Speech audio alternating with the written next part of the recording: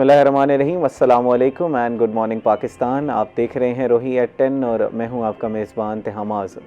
नाज़रीन, उम्मीद करते हैं कि आपके दिन का आगाज़ जो है वो अच्छा हुआ होगा। मंडे का दिन है, काम करने का इतना दिल नहीं करता। इस दिन मंडे ब्लूज़ हो रहे होते हैं, ज़रा मौसम भी तब्दील हो रहा है ना, तो हमने गर्म मलबूसात और गर्म अपनी रज़ाइयाँ जो ब्लैंकेट्स हैं वो निकाल ली हैं।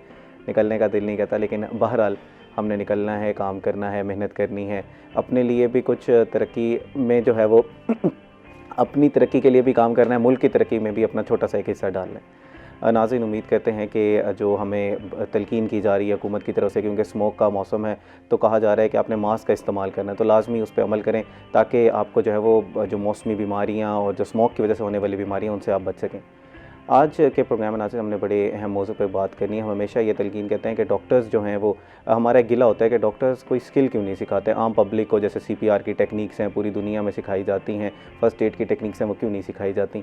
आज के प्रोग्राम में इस हवाले से गुफ्तगू करनी है, तो हमारे साथ मौजूद हैं doctor Syed Shamsul Hasan Bukhari, associate professor हैं सर्जरी के निश्तर हॉस्पिटल मुल्तान में।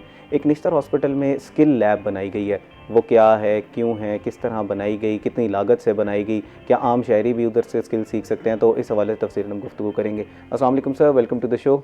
अस्सलाम वालेकुम, क्या हाल है आपके? अल्हम्दुलिल्लाह सर, कैसे हैं आप? ठीक हैं, अल्लाह का करम, थैंक यू वेरी मच, आपने बुलाया जी। और हम जो कुछ कर रहे होते हैं पस पर्दा, उसको भी आपने हमें मौका दिया कि हम लोगों को बता सकें और उनका गिला दूर कर सकें। जी सर, इन्हीं के साथ हमारे साथ मौजूद हैं गौहर रहमान शेख, जो कि सीनियर रिपोर्टर हैं रोही TV के हेल्थ की बीट को कवर करते हैं, मुल्तान के डेवलपमेंट प्रोजेक्ट्स को भी ये देखते हैं। इनसे जानेंगे कि कुछ निश्तर हॉस्पिटल के कुछ मसाइल भी थे, वो क्या मसाइल दूर हुए, डेंगू की वबा फैल रही है, उसकी इस वक्त ग्राउंड रियलिटी क्या है। इसी के साथ साथ मुल्तान में मुल्तान एवेन्यू लॉन्च कर दिया गया है, मुल्तान के जो डिफरेंट सयाहती मकामात हैं उनकी रेनोवेशन जारी है। तो मुल्तान के ओवरऑल जो डेवलपमेंट प्रोजेक्ट्स हैं, इसी के साथ साथ हेल्थ का सेक्टर है, वो किस तरह काम करे, इस पर तफसील गुफ्तगू करेंगे। अस्सलाम वालेकुम Gauhar, welcome to the show. वालेकुम अस्सलाम तिहामा, आज आपके प्रोग्राम में बताने के लिए बहुत ज़्यादा स्टोरीज़ हैं हमारे पास इंशाल्लाह, और जो नाज़रीन हमें देख रहे हैं उम्मीद करते हैं उन्हें भी बड़ी पसंद आएंगी इंशाल्लाह। गौहर, आपकी तबीयत कुछ पहले ख़राब थी, कुछ दिनों पहले, अभी कुछ बेहतर है? बिल्कुल, आप जिस तरह से आपने अपने इंट्रो में बताया कि स्मोक पूरे तरीके से छाई हुई है, डेंगू की वबा भी है, तो ये सारे फैक्टर मिला के, क्योंकि हमने पूरा दिन फील्ड में रहना होता है, लोगों से इंटरेक्ट करना होता है और उसके नताइज ये निकलते हैं कि हमारी अपनी सेहत भी कंप्रोमाइज़ हो जाती है। लेकिन चलें, कोई नहीं, ये ड्यूटी है, आवाम के लिए ये तो हमारी चलता ड्यूटी है, उसका काम करना है हमने। आवाम को जो है वो नई से नई खबरें कितनी, आप वो वाहिद रिपोर्टर हैं, वाहिद तो नहीं, काफ़ी सारे हमारे बाकी रिपोर्टर काम करने वाले, लेकिन आप में से चंद एक में सीनियर रिपोर्टर हैं जो खबर नई ब्रेक करते हैं। डॉक्टर साहब, मैं आपसे ज़रा आगाज़ करना चाहूँगा कि ये स्किल लैब क्या है, ज़रा आसान अल्फाज में समझाइएगा। बेसिकली स्किल लैब एक ऐसा डिपार्टमेंट है जहाँ पर हम डॉक्टर्स को, नर्सिस को और इवन आम आवाम को, पब्लिक को भी कुछ ऐसी स्किल्स या टेक्निक्स सिखाते हैं जो खुदा न खास्ता इमरजेंसी में किसी की जान बचाने के काम आ सके। तो अभी हमने ये डिपार्टमेंट 3-1 साल पहले इस्टेब्लिश किया निश्तर में। हालांकि साउथ पंजाब की ये वाहिद मेडिकल यूनिवर्सिटी है, निश्तर मेडिकल यूनिवर्सिटी, लेकिन इसमें कोई स्किल लैब नहीं थी। स्किल लैब में, हाँ। अच्छा, काफ़ी ये एक पेचीदा अमल होता है किसी की जान बचाना, तो अगर किसी ने, आम शहरी ने अगर उससे सीखना हो तो उसको कितने दिनों में आप लोग ट्रेन कर देते हैं? क्या कोई इसकी फ़ीस भी चार्ज की जाती है? अच्छा, ये आपने बड़ा ज़बरदस्त सवाल किया। मैं एक्चुअली इसकी थोड़ी सी हिस्ट्री आपको बताना चाहूँगा कि ये स्किल लैब हमने इस्टेब्लिश कैसे की। जी। 3-1 साल पहले हमारे जो उस वक्त के वाइस चांसलर थे राना अल्ताफ़ अहमद साहब, ये बेसिकली उनका विजन था। मैं ये वर्कशॉप्स करवा रहा हूँ कि तकरीबन 10-12 साल से। पहले CPSP से, क्योंकि हमारा पेरेंट इंस्टीट्यूट तो college of physician and surgeons है, तो उसके प्लेटफॉर्म पे करवाता था। फिर राना अल्ताफ़ साहब ने और हमने ये डिस्कस किया और ये प्लान किया कि हमें निश्तर में ये स्किल लैब इस्टेब्लिश करनी चाहिए अपने स्टूडेंट्स के लिए, डॉक्टर्स के लिए, नर्सिस के लिए और इवन पब्लिक के लिए भी। तो सर ने फिर हमारी एक एल्यूमनाई है, उनके साथ डिस्कस किया, रहमत फाउंडेशन, उनका मैं ज़रूर जिक्र करूँगा, गुलाम कादिर साहब हैं, तो he is pass out from Nishtar. उन्होंने फिर ये हमें डोनेट की, फ़ंड की और हमने ये निश्तर में इस्टेब्लिश की। और जैसे आपने पूछा कि लागत, तो इस पर मतलब अच्छा खासा खर्च आया, क्योंकि हमारे पास बड़े हाई फिडेलिटी मैनिकन्स हैं, एयरवे के हों या इवन BLS जो हम कोर्सेज़ करवा रहे हैं, तो एक मैनिकन जो है वो 20-20 लाख का है। सर, आपने मैनिकन, BLS और काफ़ी एक और टर्म भी इस्तेमाल किया, it is very technical. Mannequin basically ये यूँ समझ लें कि एक पुतला है जिसके ऊपर हम प्रैक्टिस करवा के सिखाते हैं टेक्निक्स या जो भी स्किल्स हैं वो उनके ऊपर हम प्रैक्टिस करवाते हैं। आम इंसान पे तो नहीं करवाई जा सकती, मरीज़ पे भी नहीं करवाई जा सकती, एथिकली भी ये ठीक नहीं है। तो पहले ये होता था कि जो नए डॉक्टर्स बन रहे होते थे वो इमरजेंसी में या मरीज़ों पे ही चीज़ें सीखते थे, लेकिन अब चीज़ें चेंज हो गई, शिफ्ट हो गई हैं। ना आपका ज़मीर हमारा ये में वो करता है और ना ही कोई और आपको अपने मरीज़ पे सीखने देगा। तो इसलिए हम क्या करते हैं, हम हमारी ये विजन था कि हम डॉक्टर्स जो आ रहे हैं उनको पहले से ही मैनिकन्स पे या इन पुतलों पे ये चीज़ें, ये सारी टेक्निक्स और ये स्किल्स सिखा दें, ताकि जब वो रियल लाइफ में आएँ तो उन्हें ऑलरेडी ये स्किल्स आती हों, यानी कि वो उधर तजर्बे ना करें मरीज़ों पे ना। अच्छा जनाब, डॉक्टर्स ने तो ये स्किल सीखनी है, बेसिक लाइफ सेविंग स्किल्स जो भी हैं। जनाब ये बताइएगा कि आम शहरी को आप कौन कौन सी स्किल सिखा रहे हैं यहाँ पर? जैसे CPR एक टेक्निक होती है जो हाँ, ज़रूरी जो है हमारा बेसिकली स्किल लैब में हम जो वर्कशॉप्स करवा रहे हैं उसमें जो मेन फोकस हमारा है, क्योंकि इस वक्त जो हमारी पैटर्न चीफ हैं professor Mahnaz Khakwani, she is vice chancellor of Nishtar medical university, तो मैडम का भी ये विजन है कि सबसे ज़्यादा जो इम्पोर्टेंस है वो हम BLS को दें, जो कि बेसिक लाइफ सपोर्ट है। तो ये है कि अगर किसी का दिल बंद हो जाए हार्ट अटैक की वजह से, तो उसको ज़ाहिर है दिमाग को और सारे ऑर्गन्स को खून मिलना बंद हो गया ना, तो अगर आप विदिन 4 मिनट्स उसका दिल दोबारा स्टार्ट नहीं होता तो ब्रेन डेड हो जाता है। तो इसलिए हमने इस टाइम में, जब तक कि कोई डॉक्टर नहीं आता, कोई इमरजेंसी सर्विसेज नहीं आती हैं, तो हमने कैसे उसका दिल धड़काना है मसनूई तरीके से, ताकि उसके दिमाग को खून मिलता रहे और ऑक्सीजन मिलता रहे, ताकि वो डेड ना हो। अगर डॉक्टर के आने का इंतज़ार करेंगे या अगर हॉस्पिटल पहुंचने का इंतज़ार करेंगे तो शायद दिल तो वहां जाके दोबारा रीस्टार्ट हो जाए, चालू हो जाए, लेकिन ब्रेन डेड हो चुका होगा। 4 मिनट के बाद ब्रेन डेड हो जाता है। उसके बाद फिर वो सारी ज़िंदगी के लिए वो मरीज़ कोमा में चला जाता है और वो फिर बोझ ही बन जाता है। तो हमारा बेसिक मकसद है भी यही कि हम डॉक्टर्स को भी और जो हमारी पब्लिक है उसको भी CPR जो है, CPR का मतलब है कार्डियो पल्मोनरी रिससिटेशन, कि दिल को कैसे मसनूई तरीके से धड़काना है और सांस मसनूई तरीके से कैसे देना, तो वो सिखाना हमारा मेन जो है। जनाब इससे पहले किस तरह काम किया जा रहा था? क्या इससे पहले कोई स्किल सिखाई जा रही थी आपके स्किल लैब बनाने से पहले? उसके पहले देखिए बहुत ऊपर पे डॉक्टर्स के लेवल तक तो सिखा रहे थे हम। और डॉक्टर्स में भी जो स्पेशलाइजेशन कर रहे थे ना, वो college of physician and surgeon उनको करवा रहा था BLS, लेकिन नीचे इवन हाउस ऑफिसर्स को और जो हमारे डॉक्टर्स हैं जो पेरिफेरी पे काम कर रहे होते हैं उनको नहीं सिखाई जा रही थी। हम ये चाह रहे थे कि इस स्किल को नीचे तक डिसेमिनेट किया जाए, हर किसी को आती हो। मतलब आप ये देखें कि घर में आप बैठे हैं, हर घर में बुजुर्ग है, बच्चा है, किसी वक्त किसी को भी इमरजेंसी हो सकती है, और अगर खुदा न खास्ता मतलब डॉक्टर के घर में ऐसा हो जाए और उसको CPR ना आता हो तो फिर तो मेरा ये बहुत बड़ा अलमी है। बिल्कुल। लेकिन हमारा मकसद और हमारा एम ये है कि इवन पब्लिक को भी आती हो, ताकि घर में एक बंदा तो कम से कम ऐसा हो जिसको CPR आता हो। आप सोचें, एक जान बचाने का मतलब है कि बहुत सारे रिश्ते बचा दें। बिल्कुल जनाब, इसमें ये होता है कि अब जैसे हमारी लैब्स होती हैं या जो स्किल्स के लिए सिखाया काम किया जाता है उसमें वर्कशॉप्स होती हैं, 3 मंथ्स की वर्कशॉप, 2 मंथ्स की वर्कशॉप, वीक की वर्कशॉप। आप निश्चित जो है वो इस तरह की वर्कशॉप्स लॉन्च करते हैं या दिन एक मुख्तस किया? हाँ नहीं, हम पहले तो चीज़ें कुछ थोड़ी डिफरेंट थी, लेकिन अब डॉक्टर महनाज के ताउन से हमें एक मतलब ऐसा हमने एक प्रोसीजर इस्टेब्लिश कर लिया है कि हम हर हफ्ते में 3 से 4 दिन रेगुलर वर्कशॉप्स करवा रहे हैं। और ये 1 दिन की वर्कशॉप है, 6 आवर्स वर्कशॉप है। उसी में हम प्रैक्टिस भी करवाते हैं और उसी वर्कशॉप के एंड पे हम उसका टेस्ट भी लेते हैं कि क्या जो हमने सिखाया है वो सीख भी गए हैं कि नहीं सीख गए, क्योंकि मैनिकन्स भी हैं हमारे पास, इंस्ट्रक्टर्स भी हैं, तो हम एट द एंड उनका एक टेस्ट भी लेते हैं और उनको एक सर्टिफिकेट भी देते हैं जो कि निश्चित यूनिवर्सिटी की तरफ से। वो 2 साल के लिए वैलिड है, 2 साल के अंदर उनको मतलब उसको रिपीट करना है अगर उन्होंने वो। इसमें ज़्यादा तादाद किन की होती है? क्या आम पब्लिक आ भी रही है? आप तो एक चीज़ अनाउंस कर दी गई, क्या आवाम में उस तरह का रुझान भी है कि वो आ रहे हैं? ये तो आपके प्रोग्राम से हमें बड़ा अच्छा वो मिल गया कि हम जो पब्लिक को, जिसको पहले नहीं पता था इस चीज़ का कि निश्तर में ये चीज़ अवेलेबल है, उनको भी ये मैसेज देना चाहूँगा कि हम ये वर्कशॉप्स करवा रहे हैं और सिर्फ 1 दिन की 6 घंटे की वर्कशॉप है। इस 6 घंटे की वर्कशॉप में अगर आप एक ऐसी स्किल सीख लें जिससे कल को आप अपने खुदा न खास्ता घर में ऐसा हो, लेकिन अगर ऐसा हो तो आप अपने किसी प्यारे की जान बचा लें। मेरा ख्याल है इन 6 घंटों से ज़्यादा कीमती कुछ भी नहीं होगा। तो आप ज़रूर आप लोग टाइम निकालें। और डॉक्टर्स को तो हम करवा ही रहे हैं, हमारी पहली प्रायोरिटी तो यही है कि हम अपने मेडिकल स्टूडेंट्स को, पैरामेडिकल स्टाफ को, डॉक्टर्स को, उनको तो करवाएंगे ही करवाएंगे। लेकिन पब्लिक के लिए हमने एक दिन मुख्तस किया हुआ है कि जिस दिन कोई भी out of Nishtar, even private medical colleges जो मुल्तान में हैं, इनके स्टूडेंट्स भी आते हैं हमारे पास। और इसके अलावा हमने स्कूल्स में करवाया है, स्कूल्स के टीचर्स को करवाया है।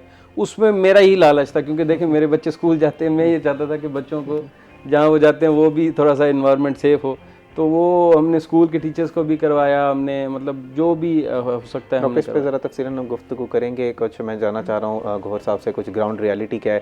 गौहर साहब, इस तरह के इकदाम उठाए जा रहे हैं जो काफ़ी इकदाम है, लेकिन वहीं पर एक मसला आता है तनख्वाहों का। निश्तर हॉस्पिटल में और वेस्ट मैनेजमेंट कंपनी के एहलकारों को अभी तक तनख्वाही नहीं मिली। वो क्या स्टोरी है, क्या इकदाम उठाए जा रहे हैं उस हवाले से?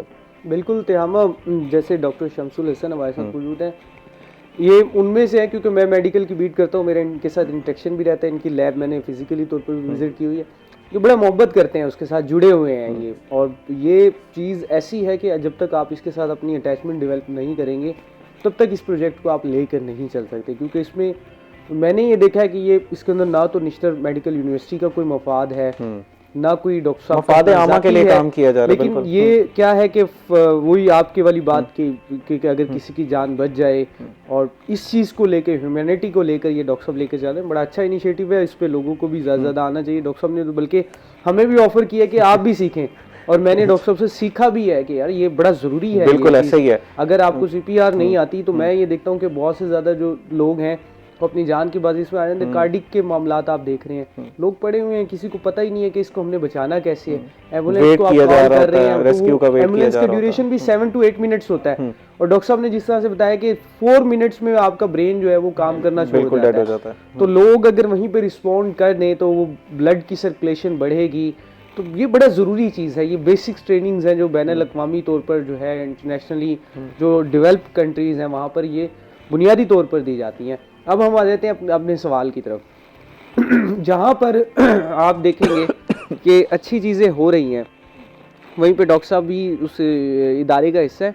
हमने हमेशा कोशिश की है कि उस इदारे के जहाँ पर अच्छे जो पॉइंट्स हैं, एस्पेक्ट्स हैं, उन्हें हाईलाइट किया जाए। वहाँ पर जो चीज़ नहीं हो रही उसको भी हमें करना है। वो हमारी जिम्मेदारी है कि अगर हमारी वजह से उसको हाईलाइट करने से किसी का कोई मसला हल होता है तो ये हमारी बुनियादी जिम्मेदारी है। मसला ये है कि निश्तर मेडिकल कॉलेज, यूनिवर्सिटी और हॉस्पिटल के अंदर निश्तर इंतज़ामिया की जानिब से जो थे तकरीबन 200 से ज़ायद जो प्राइवेट सिक्योरिटी गार्ड्स जो थे वो रखे गए थे। और प्राइवेट वेंडर्स की जिम्मेदारी थी, उनके एग्रीमेंट्स में शामिल था कि उन्हें बरवक्त तनख्वाहों की अदायगी करेंगे। वज़ीर सेहत ख्वाजा इमरान नज़ीर वो बड़े इसके ऊपर स्ट्रिक्ट भी हैं, वो हॉस्पिटल्स का विज़िट भी करते हैं। 3 माह हो गए हैं जी, जो सिक्योरिटी गार्ड्स हैं Nishtar medical college, university, hospital के, उनको 3 माह से तनख्वाह नहीं मिली है। आप सोचे एक सिक्योरिटी गार्ड हो, उसको तनख्वाह ना दें, आप उससे ड्यूटी लें, ये आप बड़ी नाइंसाफ़ी कर रहे हैं इस दौर में। मैं कहता हूँ कि अगर मेरी भी सैलरी, आपकी सैलरी भी हो, हम सैलरी पर्सन है ना, हम लोग सैलरी पे काम करते हैं। अगर 5-6 दिन भी ऊपर हो जाए तो हमारा पूरा बजट डिस्टर्ब है। आप अंदाज़ा लगाएं कि इस दौर में आप 3 महीने की उनकी सैलरी जो है वो रोकी हुई है आपने, और आप दे नहीं रहे, और आप उसको प्रोसेसिंग में कर रहे हैं कि यार वो चेक जो था उधर से आना था, उसके ऊपर ऑब्जेक्शन लगेंगे। तो ये निश्तर इंतज़ामिया से, वज़ीर सेहत से अपील है जी, इस बात का नोटिस लें और इसको जो है हाई लोगों को तनख्वाहें दी जाए, ये बड़ा ज़रूरी है। गौर मज़ीद भी मुल्तान के जो डेवलपमेंट प्रोजेक्ट्स हो रहे हैं कुछ उस पर गुफ्तगू करेंगे नाज़रीन, लेकिन इस वक्त हुआ एक ब्रेक का, हमारे साथ रहिएगा।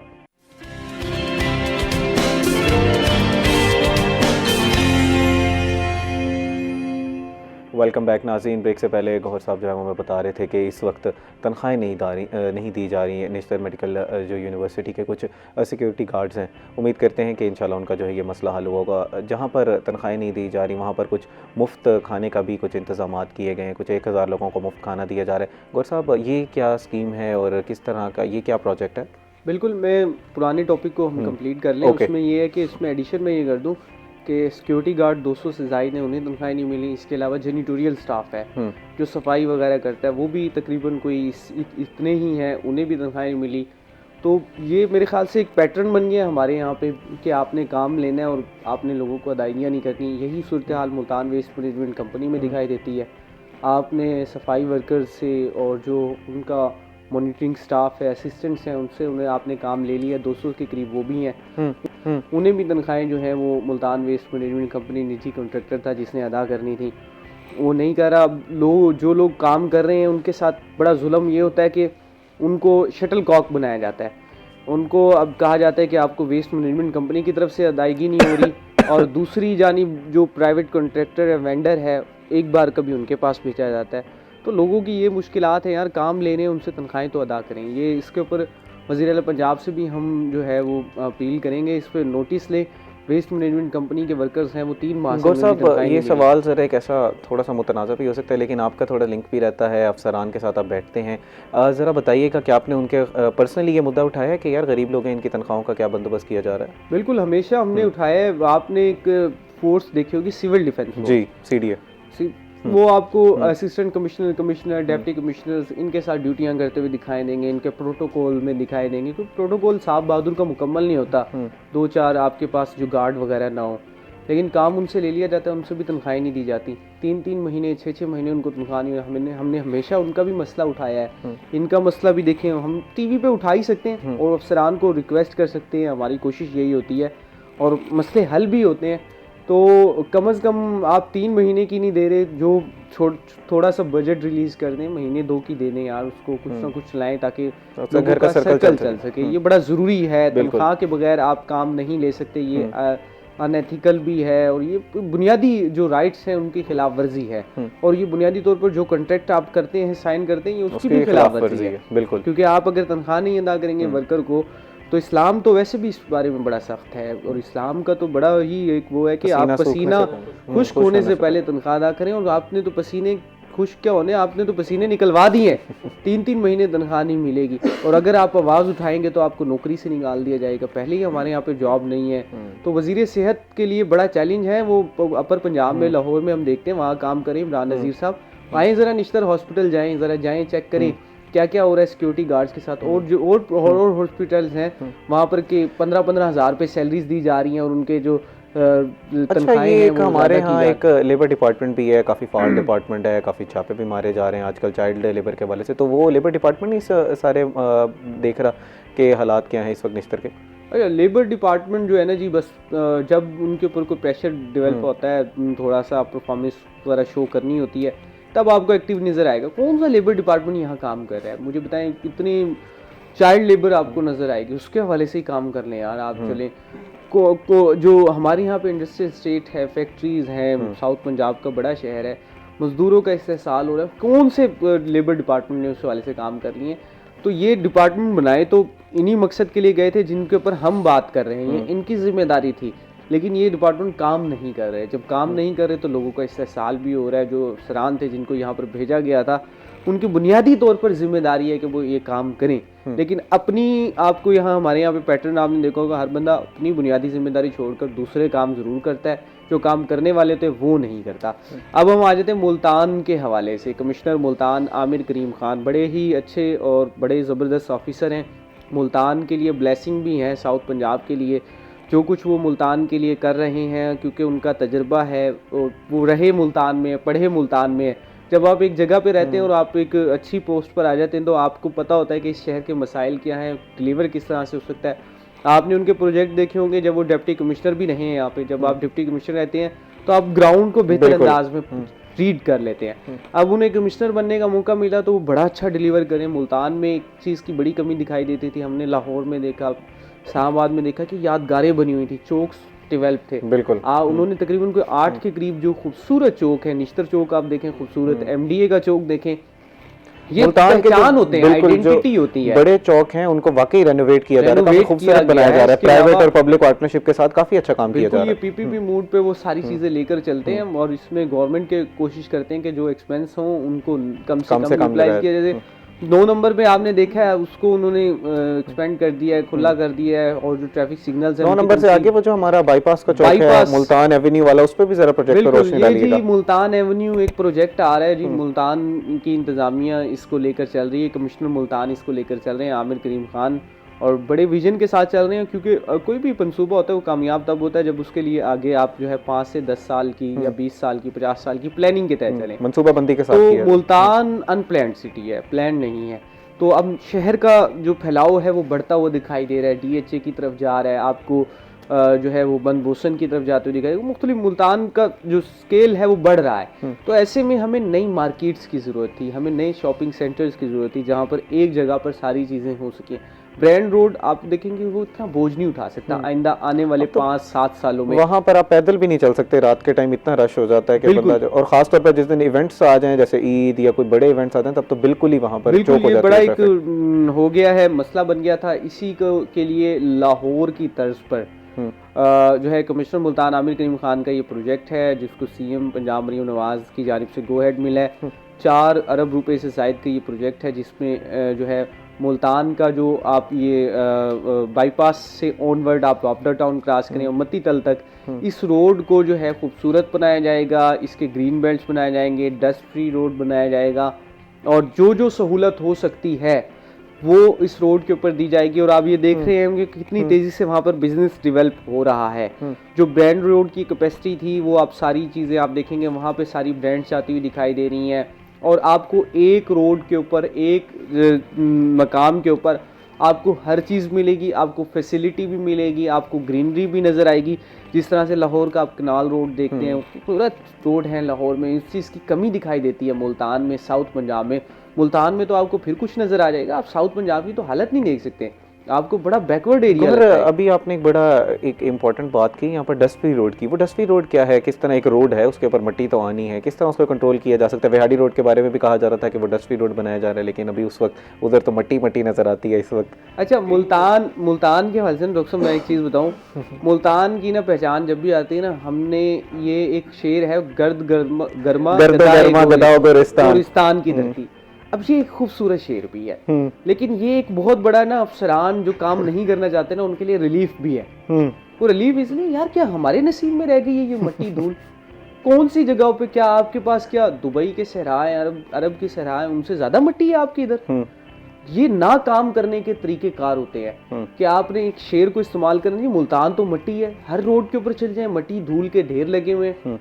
तो इस चीज़ को शुक्र है किसी ने अब इसको किया है, कमिश्नर मुल्तान ने इसको देखा है, मरीम नवाज ने देखा है। और ये डस्ट फ्री रोड की आपने बात की है, विहाड़ी रोड, ये बड़ा दरीना मुतालबा था। मैं बचपन से हम सुनते आ रहे हैं मुल्तान विहाड़ी रोड बनेगा, विहाड़ी रोड बनेगा, बिल्कुल ऐसा ही है। उसके ऊपर कुछ रिलीज किए हैं उसके फंड्स और ये मुल्तान विहाड़ी रोड बनने जा रहा है। और इसके ऊपर मरीम नवाज का वजीर और कमिश्नर मुल्तान का इनिशिएटिव ये है कि उसे डस्ट फ्री बनाया है। डस्ट फ्री किस तरह से बनाया जाएगा?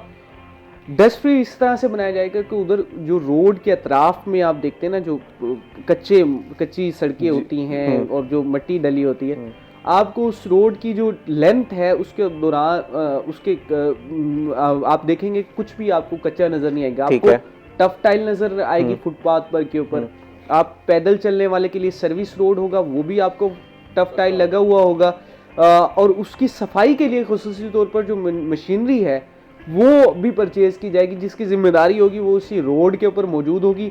और ग्रीन बेल्ट्स इस तरह से बनाए जाएंगे कि जो ग्रीन बेल्ट्स अगर सड़क के दरमियान या अतराफ में भी बने हुए हैं, हमारे यहाँ पे ग्रीन बेल्ट्स के प्लान ही नहीं है। अब ग्रीन बेल्ट्स होते हैं उनके ऊपर मिट्टी डली होती है, वो ही सड़क के ऊपर आ रही होती है। ग्रीन बेल्ट्स का साइज जो है वो सड़क से ऊपर होता है और ऊपर से वो जो मिट्टी डली होती है वो उसका साइज भी ऊपर होता है। ठीक है, तो उसकी इंजीनियरिंग के हवाले से कुछ ऐसे फैसले लिए जाएंगे और उसके लिए मशीनरी खसूसी तौर पर लगाई जाएगी और उसके ऊपर जो मिट्टी धूल का जो रास्ते हैं उनको बंद किया जाएगा। और ये एक प्रोजेक्ट है डस्ट फ्री बनाने के हवाले से कि किसी तरह से जो धूल मिट्टी है उस रोड के ऊपर सफ़र करने वालों के लिए जो डस्ट को कंट्रोल करना एक बहुत बड़ा टास्क है। अमला हमारे यहाँ जैसे आप कह रहे हैं कि काम लिया जाता है, पैसे नहीं दिए जाते। एक और बहुत मसला होता है कि हमारे यहाँ अमला काम ही नहीं करता, चेक एंड बैलेंस नहीं होता। तो फिर इस चीज़ को मैनेज किस तरह किया जाएगा? ये तो आइडियल केस सिनेरियो है कि हमारे यहाँ वेस्टर्नाइज रोड भी बन जाएंगे। चलें लाहौर की एग्जाम्पल ले लें, लाहौर की तर्ज के बड़े बड़े रोड्स हो जाएंगे। बिल्कुल, ये जी एक दिन का गौहर इसका जवाब दीजिएगा, लेकिन इस वक्त हुआ एक ब्रेक का। नाज़रीन हमारे साथ रहिएगा।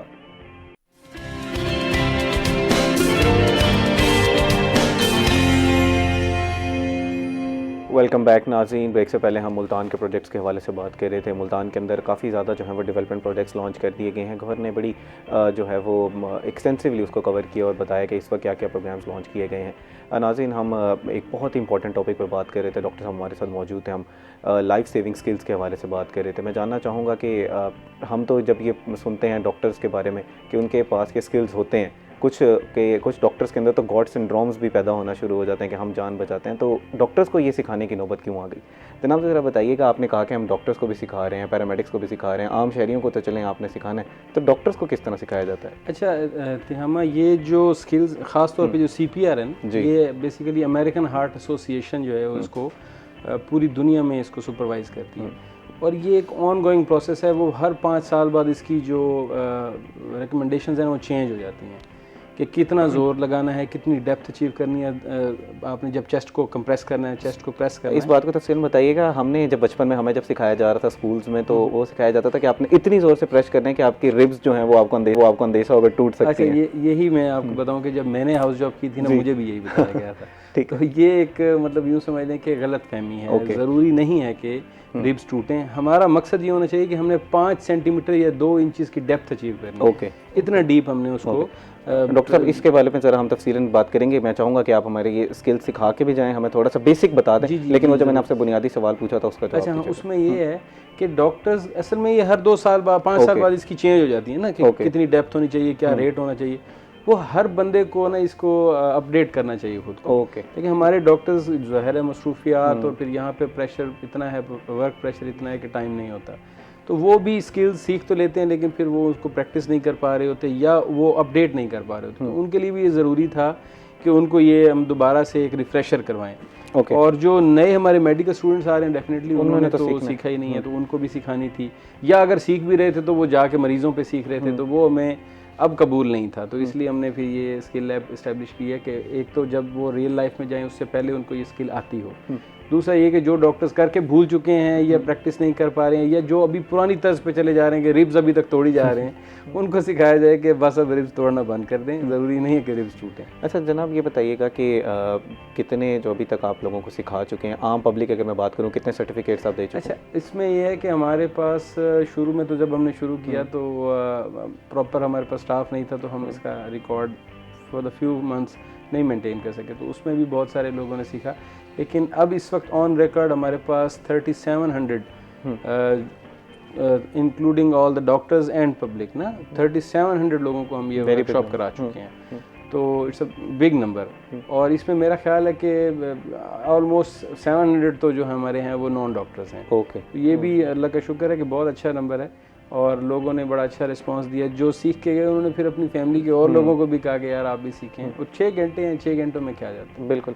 तो इसलिए अच्छा, हम तो CPR के अलावा और कौन सी लाइफ सेविंग स्किल्स आप इसमें वर्कशॉप में सिखाते हैं? हाँ, ये देखें, हमें जब स्किल लैब हमने इस्टेब्लिश कर ली ना, तो हमारे पास एक फैसिलिटी मौजूद थी, हमारे पास इंस्ट्रक्टर्स भी मौजूद थे, स्टाफ भी मौजूद था, तो फिर हमने और भी वर्कशॉप्स डिज़ाइन की।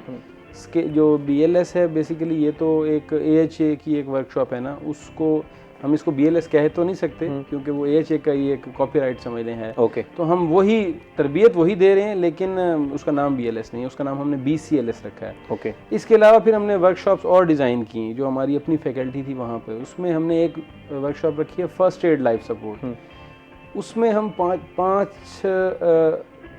पाँच के 3 बैच लेते हैं, 15 लोग एक टाइम में ट्रेन करते हैं, और उन 15 लोगों को हम 15 स्किल्स सिखाते हैं। वो स्किल्स क्या हैं कि अगर किसी को सांप ने काट लिया है, किसी को कुत्ते ने काट लिया है, किसी को कोई बिच्छू लड़ गया है, अच्छा किसी की हड्डी टूट गई है, किसी को नक्सीर फूट गई है, किसी के जो है ना कहीं से ब्लीडिंग शुरू हो गई है, आप जब तक इमरजेंसी नहीं जाते या जब तक आप डॉक्टर तक नहीं जाते, वो ब्लीडिंग हो रही है तो क्या वो होती रहे?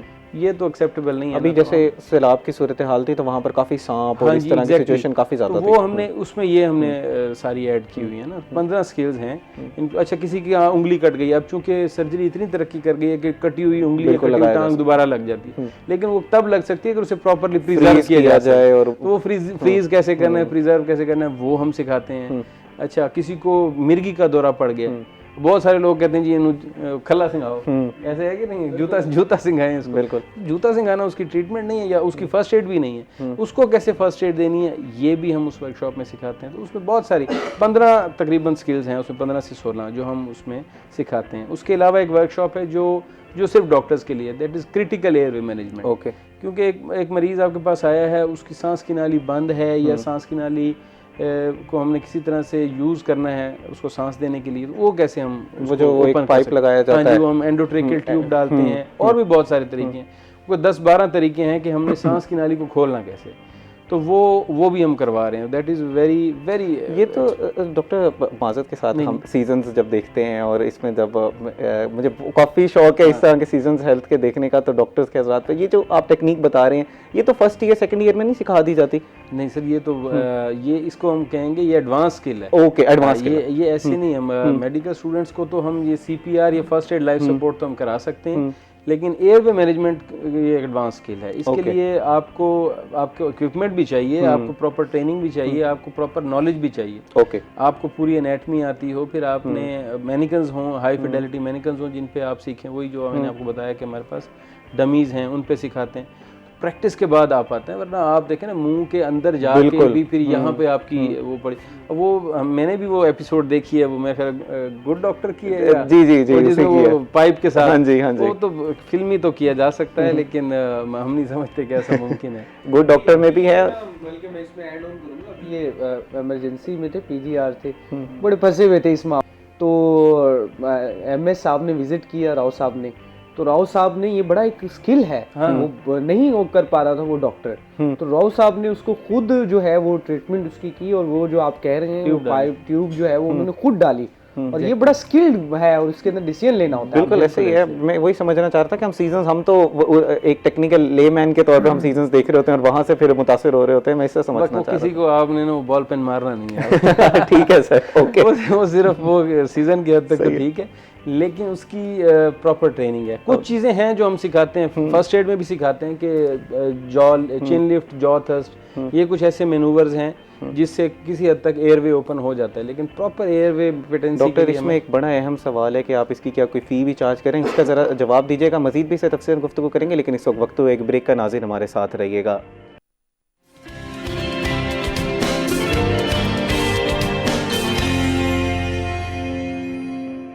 वेलकम बैक नाज़रीन। ब्रेक से पहले हम डॉक्टर साहब से बात कर रहे थे, ये जो निश्तर हॉस्पिटल में एक ये प्रोजेक्ट को लीड कर रहे हैं, इस वक्त किस तरह की स्किल्स वहाँ पर सिखाई जा रही हैं। एक पर्टिनेंट क्वेश्चन है यहाँ पर कि क्या इसकी कोई फ़ी भी चार्ज की जा रही है? एक ऐसी स्किल है जिसको सीखना खासा, इसमें फ़ंड्स भी लगेंगे, पैसा लगेगा, इक्विपमेंट भी चाहिए, तो किस तरह ये मैनेज कर रहे हैं? जिससे कोई फ़ीस भी चार्ज की जा रही है इसकी? अच्छा, ये उस दिन गौहर आए हुए थे हमारी स्किल लैब में, तो इन्होंने ये क्वेश्चन इन्होंने भी किया था, और देखने में भी बड़ा मुश्किल लगता है, हमें मुश्किलात का सामना रहा भी। मज़ेदार बात यह है कि हम इसकी कोई फ़ीस चार्ज नहीं करते। ओके, तो ये फिर गवर्नमेंट फ़ंड कर रही है या NGOs और उसके साथ? ये हमें फ़ंड तो हमें की रहमत फाउंडेशन ने, मैंने आपको बताया, गुलाम कादिर साहब हैं, वो हमारे इल्मुनाए हैं निश्तर के, उन्होंने ही बना के दी, सारा उन्होंने डोनेट किया। राना अल्ताफ़ साहब उस वक्त वाइस चांसलर थे, उन्होंने, और डॉक्टर महनाज ने इस प्रोजेक्ट को।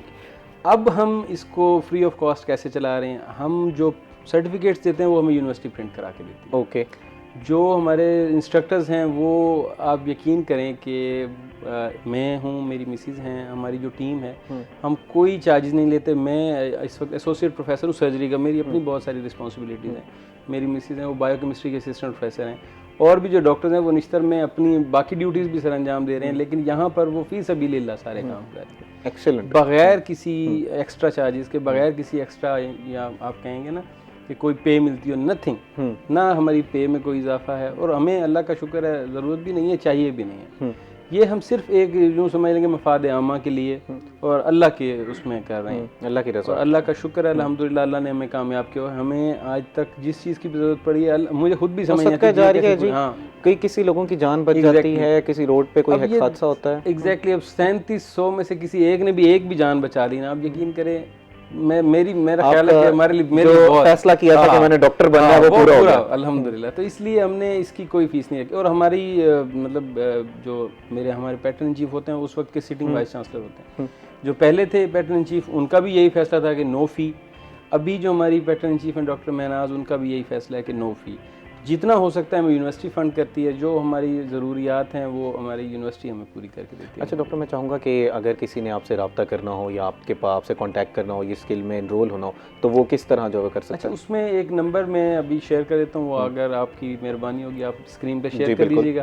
ये फ़ारूक साहब हैं हमारे जो कोऑर्डिनेटर हैं स्किल लैब के, इनका नंबर है, इनके इस नंबर पर कॉल करके अपनी रजिस्ट्रेशन करा सकते हैं, या वो वॉक इन करें। हमारी निश्तर में स्किल लैब है, वो आएँ, अपना नाम लिखवाएं, हमारी हफ्ते में 3 से 4 वर्कशॉप्स चल रही होती हैं। जो भी कमिंग वर्कशॉप होगी हम उसे इनरोल कर लेंगे। बेसिक जो CPR की स्किल है, अगर आप आसान अल्फाज में ज़रा हमारे नाज़रीन को समझा सकें कि वो किस तरह की जा सकती है, और अगर कोई हादसा हो जाता है, एग्जांपल ले लेते हैं, रोड पे एक हादसा हो गया है और अब रिससिटेट करना है उनके हार्ट को, तो किस तरह किया जाएगा? अच्छा, उसमें जो इम्पोर्टेंट चीज़ है, पहले वर्कशॉप बहुत हमारी एक्सटेंसिव सी थी, लेकिन अभी अमेरिकन हार्ट एसोसिएशन ने भी इसको कट शॉर्ट कर दिया। उन्होंने सिर्फ हैंड्स ओनली CPR पे लिए हैं कि सिर्फ कंप्रेशंस भी अगर आप कर दें ना, अब आपको सांस देना थोड़ा सा ज़्यादा टेक्निकल है, आप सांस नहीं भी दे सकते, तो सिर्फ कंप्रेशंस भी आप देना शुरू कर दें। तो मैं 2-3 जो गलतफहमी है उनको दूर कर दूं कि एक तो रिब्स तोड़ना ज़रूरी नहीं है। दूसरी चीज़ ये है कि लोग समझते हैं कि आपका क्या ख्याल है कि दिल किस तरफ होता है? तो लेफ्ट साइड पे नहीं, दिल लेफ्ट ये इधर बीच में होता है ना। हाँ, एग्जैक्टली, बिल्कुल इधर होता है। ये एक गलतफहमी दूर करना बहुत जरूरी है कि दिल बिल्कुल सेंटर में, बिल्कुल सेंटर में होता है। थोड़ा सा टिल्टेड है लेफ्ट साइड पे, लेकिन वो हमारे जो इंडियन और पाकिस्तानी गाने हैं ना, वो लेफ्ट साइड वाले, तो उसकी वजह से ऐसे लगता है कि दिल लेफ्ट साइड पे, दिल heart is right in the centre. तो आपने यहाँ सेंटर में अगर आप यूँ, ये हमारी जो है ना स्टर्नम इसको कहते हैं, एक लॉन्ग बोन है, इस लॉन्ग बोन के लोअर हाफ पे यहाँ पे अगर आपने एक हाथ रख के उसके ऊपर दूसरा हाथ रख के और आपने इसको प्रेस करना, कंप्रेशन देने, और वो कंप्रेशन एटलीस्ट 2 इंच डीप होनी चाहिए, यानी कि ये जो आपकी बोन है ये 2 इंच नीचे जाए। इस प्रोसेस में अगर कोई रिब टूटती है, आमतौर पे ओल्ड एज में चूंकि रिब्स हो जाती हैं बड़ी ब्रिटल, वो अगर टूट जाएं तो टूट जाएं, आपने खुद नहीं तोड़नी। टूट जाए तो एक वो अल्लाह की तरफ से है, लेकिन आपने खुद नहीं तोड़नी। लेकिन आपने डेप्थ 2 इंच की लाजमी अचीव करनी है, 2 इंच की डेप्थ होनी चाहिए, और ये ज़रूरी है कि बेड पे ना कर रहे हो, आप उसको फर्श पे लिटा लें, आप हार्ड सरफेस पे करें, ताकि ये ना हो कि आप ऊपर से जोर लगा रहे हो, मरीज नीचे फोम में घुसता जाए। तो हार्ड सरफेस पे लिटाएं, लोअर हाफ ऑफ स्टर्नम पे हाथ रखें, दोनों हाथों को यूं मिला के उसके ऊपर जोर दें, 2 इंच की आप डेप्थ अचीव करें, और आपकी जो 30 कंप्रेशंस का एक साइकिल है वो तकरीबन 15 से 18 सेकंड्स में पूरा होना चाहिए। गौहर, मैं आपसे जानना चाहूँगा कि वैसे बनता ये डॉक्टर का भी सवाल है कि इस वक्त वायरल इन्फेक्शन एक फैला हुआ है मौसमी तब्दीलियों की वजह से भी, क्योंकि ये इस तरह का वायरस जो है वो उसको फ़िज़ा ऐसी मिल जाती है कि वो उसमें फिर उसकी नशोनुमा होती है। इस हवाले से क्या इक़दाम किए जा रहे हैं? हमें देख रहे हैं कि रिश्ते में काफ़ी ज़्यादा बर्डन भी बढ़ता जा रहा है। बिल्कुल जी, इस वक्त मुल्तान जो है वो पूरे तरीके से एक वायरल इन्फेक्शन की जद में है। मुल्तान के बड़े सरकारी अस्पताल हों, जिनमें जो है निश्तर हॉस्पिटल की आपने बात की, निश्तर 1 हो या 2 हो, DHQ हमारा शहबाज डिस्ट्रिक्ट अस्पताल, भरे बड़े अस्पताल मरीज़ों से, बुखार, नज़ला, ज़ुकाम के ये मरीज़ हैं, जिसमें से चंद एक को डेंगू भी है। तो ये बड़ा अजीबोगरीब सा वायरल इन्फेक्शन है जिसने पूरे तरीके से जो है वो शहर के लोगों को, बच्चों को, बड़ों को, सबको लपेट में लिया हुआ है। आप प्राइवेट क्लिनिक्स पे जाएंगे वो भी आपको भरे हुए दिखाई देंगे। उसकी बुनियादी वजह ये है कि जो हमारे पास जो स्मोक आई है, और ये 3-4 चीज़ें मिक्स हो गई हैं। स्मोक की सूरत हाल भी आप देख सकते हैं, वो भी लोगों के लिए बड़ी ख़तरनाक है और उसे लोग अब बेयर नहीं कर पा रहे। और साथ ही आप डेंगू की सूरत हाल को देखें तो डेंगू की सूरत हाल भी आपके सामने ही है। अभी तक मैं, क्योंकि इसको हम हेल्थ को देख रहे हैं, अभी तक जो डॉक्टर्स हैं और जो इंतज़ामिया हैं वो भी इस वायरल इन्फेक्शन तक उस तरह से नहीं पहुंच पाई है। अभी तक कोई भी इस वायरल इन्फेक्शन को आइडेंटिफाई नहीं कर पाया। कोई इसको डेंगू का नाम दे रहा है, कोई इसे मलेरिया का नाम दे रहा है, कोई इसको क्या नाम दे रहा है। कोविड की तो म्यूटेटेड शक्ल नहीं है डॉक्टर, ये कुछ ऐसी भी हो सकती है, लेकिन अभी तक मैं आपके प्रोग्राम में बता रहा हूँ कि अस्पताल भरे हुए, इंतजामिया के लिए बड़ा चैलेंज है। शहबाज डिस्ट्रिक्ट हॉस्पिटल, ये DHQ हमारा, यहाँ पर रात के टाइम जो इमरजेंसी है वहाँ पर भी 2-2 हज़ार बंदा आ रहा है। Oh my God. और अस्पतालों में, प्राइवेट क्लिनिक्स की तो आप देख ही नहीं सकते कि मरीज इंतजार करें 4-4 घंटे। समझ नहीं आ रही है कि ये क्या इन्फेक्शन है। तो दुआ भी है अल्लाह ताला से कि अल्लाह ताला हमारे जो मुल्क है, शहर है, उसे इस वायरल इन्फेक्शन से महफूज रखे। लोग बड़ी मुश्किल में हैं, और ये वायरल इन्फेक्शन रिकवरी में तकरीबन कोई 10 दिन 15 दिन ये ले रहा है। तो ये सूरत हाल है, इसके ऊपर इंतज़ामिया को एक्शन लेना होगा, सेहत के जो महकमे हैं उनको इसके ऊपर काम करना होगा, इसका पता लगाएं क्या इन्फेक्शन आया हुआ है। आप अपने अराउंड देख लें कि हमारे ऑफिस के तकरीबन 10 से 12 लोग जो हैं वो उसकी जद में आए हैं। 5 से 7 को तो डेंगू हो गया था। बिल्कुल वो अभी, लेकिन जो ट्रीटमेंट है जो डॉक्टर्स कर रहे हैं वो ट्रीटमेंट एक अंदाजों की बुनियाद के ऊपर कर रहे हैं। किसी को पैरासीटामोल दी जा रही है अंदाजों के ऊपर, लेकिन सूरत हाल बड़ी ही अजीब व गरीब है। और ये मुल्तान में मेरे ख्याल से मैं जब देखता हूँ ये पहली दफ़ा कोई ऐसा इन्फेक्शन आया है जिसने हर उम्र के लोगों को अपनी लपेट में लिया हुआ है। मैं चाहूँगा कि डॉक्टर से ज़रा इसके अर्ली सिम्टम्स भी ले लूँ ताकि उससे बचाया जाए। मैं एक रुबेला के हवाले से एक मुहिम चलाई जा रही है, ज़रा उस पर कमेंट कर दें कि वो क्या है, किस तरह उस पर काम किया जा रहा है। बिल्कुल, MR कैंपेन आज से बाज़ाब्ता तौर पर शुरू होगी। ये कौमी मुहिम है हिफाजती टीका जात के हवाले से, और इसके लिए महकमा सेहत की जानिब से 7 लाख से ज़ायद बच्चों को जो है वो उनकी वैक्सीनेशन के हवाले से हदफ रखा गया। ये 5 साल से ऊपर के जो बच्चे होंगे उनके लिए ये मुहिम होती है और बड़ी जिम्मेदारी होती है। 500 से ज़्यादा टीमें बनाई गई हैं महकमा सेहत मुल्तान की जानिब से, और अगले आप देखेंगे 17 तारीख से 27 तक 28 तक महकमा सेहत हो गया, तमाम इदारे इसके ऊपर फोकस दिखाई देंगे। तो वालिदैन से यही अपील है कि महकमा सेहत की टीमों के साथ ताउन करें।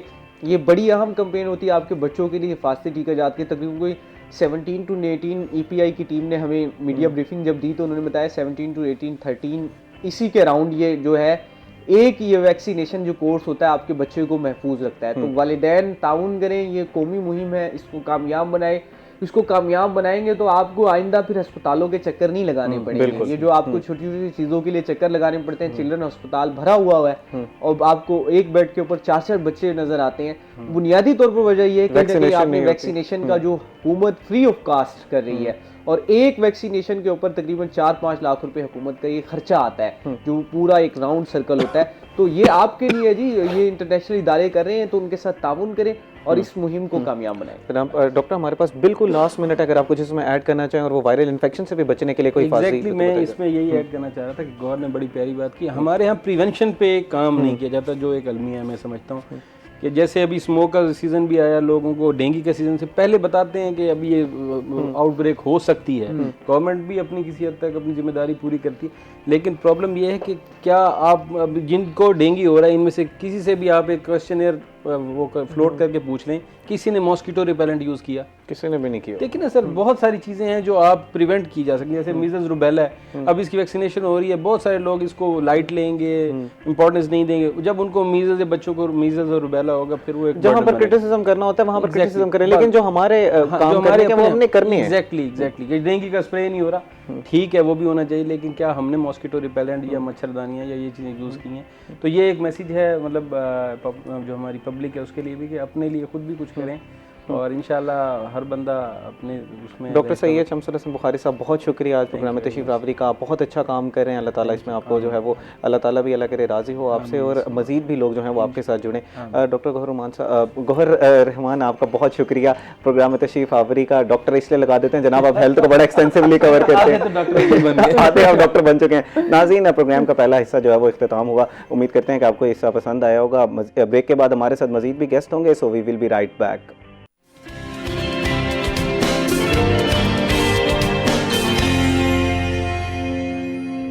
वेलकम बैक नाज़रीन। ब्रेक से पहले हमारे साथ डॉक्टर साहब मौजूद थे जो हमें बेसिक लाइफ स्किल्स के हवाले से बता रहे थे। इन्हीं के साथ साथ गौहर रहमान हमारे साथ मौजूद थे जो कि मुल्तान के डिफरेंट डेवलपमेंट प्रोजेक्ट्स के हवाले से हमें तफसील नगा कर रहे थे। उम्मीद करते हैं प्रोग्राम का पहला सेगमेंट आपको पसंद आया होगा। नाज़रीन, प्रोग्राम के इस हिस्से में हमने बहुत ही इंपॉर्टेंट टॉपिक्स पर बात करनी है, जिसमें खसरा और रुबेला जैसे जो अमराज हैं उनकी वैक्सीनेशन की जा रही है। हुकूमत पंजाब जो है वो बड़ा प्रोएक्टिवली सारी चीज़ों को डील कर रही है। तो इस हवाले से आज जानने की कोशिश करेंगे कि मुहिम क्या है, किस तरह काम की जा रही है, कितने लोगों का टारगेट है, कोल्ड चेन मैनेज करनी होती है वो किस तरह की जा रही है, लोगों की तनख्वाहों का बड़ा मसला आ जाता है, अमले की तनख्वाहों का। इसी के साथ साथ सिक्योरिटी के बड़े मसाइल होते हैं, आवाम भी कुछ अवेयर नहीं होती, वो भी ताउन नहीं करती। तो इन सारे मसाइल को किस तरह डील किया जा रहा है, इस हवाले से हमारे साथ गुफ्तगू करने के लिए मौजूद होंगे डॉक्टर सैयद मोहम्मद अली मेहदी जो कि डायरेक्टर जनरल हैं हेल्थ साउथ पंजाब के।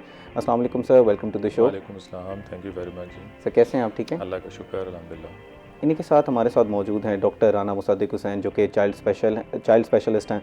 इनसे ज़रा जानेंगे कि किस एज के बच्चों में ज़रा ये होता है, ये मर्ज़ होने के खदशात होते हैं, सिम्टम्स क्या होते हैं, क्या अगर वैक्सीन ना कराई जाए और बच्चे को ये मर्ज़ हो जाए उस पर आगे जाके काबू पाया जा सकता है या इसका कोई फिर इलाज मौजूद नहीं है, और ये मर्ज़ जो है वो कितना मुहलिक हो सकता है पेरेंट्स के लिए, और क्या हुकूमत की तरफ से जो अवेयरनेस कैंपेन्स चलाई जा रही हैं वो काफ़ी हैं या इसमें मज़ीद कुछ बेहतरी लाई जाने की ज़रूरत है। अस्सलाम वालेकुम sir, welcome to the show. कैसे हैं सर आप? अल्हम्दुलिल्लाह। जनाब, मैं आपसे ज़रा स्टार्ट करना चाहूँगा मेहदी साहब, इस वक्त क्या आपका टारगेट है, ख़ास तौर पर पूरे पंजाब के हवाले से भी बताइएगा और साउथ पंजाब के हवाले से भी बताइएगा, कितने लोगों को आपने जो है ये बच्चों को वैक्सीनेट करना है? हमारी जो कौमी मुहिम है खसरा और रुबैला के ख़िलाफ़, ये 17 नवंबर से 29 नवंबर तक जारी रहेगी। ओके। और ये पूरे पंजाब में, इसके अलावा पूरे पाकिस्तान में ये कैंपेन जो है ना वो लॉन्च की जा रही है। और मैं खुसूसन जनूबी पंजाब का जिक्र करूँगा तो जनूबी पंजाब में भी हमारा एक टारगेट सेट किया है गवर्नमेंट ऑफ पंजाब ने। तकरीबन 5 लाख से ज़ायद बच्चों को हमने टारगेट करना है। और इसमें जो हमारा एज ग्रुप है वो 6 माह से 5 साल तक के बच्चों का है। 6 months to 5 years। 6 मंथ से 5 ईयर्स तक। इसके अलावा हमारे कुछ हाई रिस्क डिस्ट्रिक्ट्स हैं जिसमें पोलियो के कतरे भी इन बच्चों को पिलाए जाएंगे। ओके। उसमें ख़ास तौर पे मुल्तान जो है वो शामिल है, बहावलपुर है, भावल नगर है और रहीम यार खान है। मुल्तान जैसे बड़े शहर में भी पोलियो है? जी बिल्कुल, इसमें पोलियो चूँकि हमारा ये बॉर्डर डिस्ट्रिक्ट है तो यहाँ पर टर्नओवर इस सीज़न में बहुत ज़्यादा हो जाता है। ख़ास तौर पे हमारे जो बलूचिस्तान से और सिंध से लोग इधर ट्रैवल करते हैं, पहाड़ों पे जो रहने वाले लोग होते हैं, पठान कम्युनिटी ख़ास तौर पर, तो उसमें फिर मुल्तान जो है वो काफ़ी वल्नरेबल सिटी बन जाता है। इसलिए मुल्तान में जो है वो पोलियो के भी कतरे हम साथ में पिलवाएंगे। और जैसे मैंने आपको बताया कि 6 माह से 5 साल तक के बच्चे इसमें शामिल हैं टारगेट में। और खसरा और रुबैला, जैसे कि आपने बताया कि 2 बहुत ख़तरनाक मतअद्दी बीमारियां हैं जो बहुत जल्दी फैलती भी हैं बच्चों के दरमियान में। ये वैक्सीन जो है हमारी रूटीन EPI में भी शामिल है, लेकिन जो रूटीन इम्यूनाइजेशन के बच्चे हैं उसमें भी ये कैंपेन में वालिदैन से गुजारिश होगी कि वो इसमें खसरा और रुबैला से वैक्सीनेशन ज़रूर करवाएँ। तो इंशाल्लाह हमने टीमें तश्कील दे दी हैं और हमारे मुल्तान में ख़ास तौर पे और बल्कि जनूबी पंजाब में तमाम डिस्ट्रिक्ट्स की इसकी पूरी प्रिपरेशन है। टीमें जो हैं वो फील्ड में भी होंगी। इसके अलावा हमारे फ़िक्स सेंटर्स भी हैं, उसमें हमारे जो बड़े हॉस्पिटल्स हैं वहाँ पे भी फ़िक्स सेंटर्स होंगे। इसके अलावा जो है हमारी फील्ड की टीमें होंगी जो अपने सोशल मोबिलाइजर्स के ज़रिए किट स्टेशंस लगाएंगे वहाँ पे हमारी यूनियन काउंसिल्स में। और सोशल मोबिलाइजर्स जो हैं वो घरों में जाकर बच्चों को रजिस्टर करेंगे और फिर उनकी वैक्सीनेशन होगी। इसके अलावा जो है स्कूल्स, जो मदारिस हैं वो भी हमारे टारगेट में हैं और उनकी रजिस्ट्रेशन हमने ऑलरेडी कर ली हुई है। तो मुख्तलिफ़ स्कूलों में जहाँ पर ये बच्चे मौजूद होंगे उनकी भी वैक्सीनेशन की जाएगी। कि ये आपने ज़रा बताया तफसीलन कि किस तरह वैक्सीनेशन की जाएगी। मैं यही समझना चाह रहा था कि जब डोर टू डोर कैंपेन की जाती है, पोलियो के एग्जांपल के तौर पर ले लेते हैं, EPI के हवाले से भी जो इम्यूनाइजेशन प्रोग्राम है उसमें भी काफ़ी मुश्किलात आती हैं। कुछ लोग जो हैं वो ताउन नहीं करते, सिक्योरिटी के भी मसाइल आते हैं, तो इन सारे चैलेंजेस को इससे किस तरह निपटा जाएगा? देखिए, हमारे इसमें जो यूनियन काउंसिल लेवल पे टीम कॉन्स्टिट्यूट होती है उसमें एक स्किल्ड पर्सन होता है जिसमें वैक्सीनेटर, डिस्पेंसर, LHB ये जो होते हैं उसके। इसके अलावा जो है उनके साथ एक टीम असिस्टेंट होता है। और यूनियन काउंसिल में जो है ऑलरेडी टीम ने अपनी वर्किंग की हुई होती है, तो वो उनको अपने सोशल मोबिलाइजर्स के ज़रिए वो उन घरों तक पहुंचते हैं जहां पर ये एलिजिबल बच्चे मौजूद होते हैं और उनको जाके एक चिट के ज़रिए ये बताया जाता है कि हमारी टीम इस वक्त आपकी यूनियन काउंसिल में एक जगह पर मौजूद है, आप अपने बच्चों को वहाँ पर जाके वैक्सीनेशन करवा लें। और वही सोशल मोबिलाइज़र जो है वो अपनी टीम को भी इसकी इन्फॉर्मेशन दे देता है कि मैंने इतने बच्चे रजिस्टर्ड कर लिए हैं, उनको चिट्स घर में पहुंचा दिए हैं, तो वालिदैन आपके पास पहुंचेंगे। और फिर शाम को इसका सारा डाटा कलेक्शन होता है। जहाँ तक सिक्योरिटी की बात है, गवर्नमेंट ऑफ पंजाब इसमें बिल्कुल हमेशा जो है ना वो उसका ख़ास ख्याल रखती है और अपनी टीमों का जो है ना इसमें पुलिस इन्फोर्समेंट हमारे साथ होती है। और जहाँ पर भी कोई हमारे हाई रिस्क एरियाज़ ख़ास तौर पर कहीं पर कोई रजलमेंट्स होती हैं उसमें हमारी पुलिस फोर्स भी हमारे साथ ही होती है। और कहीं कहीं सोशल मीडिया की वजह से, नेगेटिव कैंपेन की वजह से हमें प्रॉब्लम्स आते हैं, ख़ास तौर पे जैसे पोलियो के खतरे के बारे में। अभी हमारी हाल ही में एक सर्वाइकल कैंसर के बारे में HPV की एक कैंपेन हुई थी, उसमें हमें काफ़ी जो है मुज़ाहमत का सामना करना पड़ा, लेकिन अल्हम्दुलिल्लाह हमने अपने टारगेट को अचीव किया।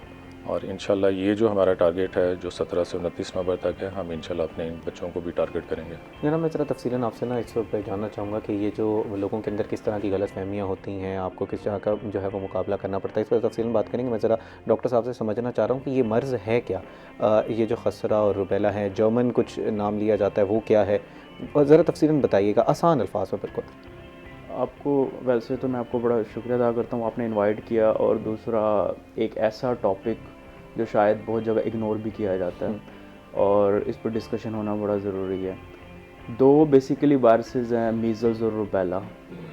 और 1884 से पहले तक तो इन दोनों को एक ही लिया जाता था। ओके 11वीं सदी में, इसकी आपको थोड़ी सी हिस्ट्री में क्लियर कर दूँ, 11वीं सदी में सबसे पहली दफ़ा डायग्नोज हुआ मीज़ल्स का कोई रोल है।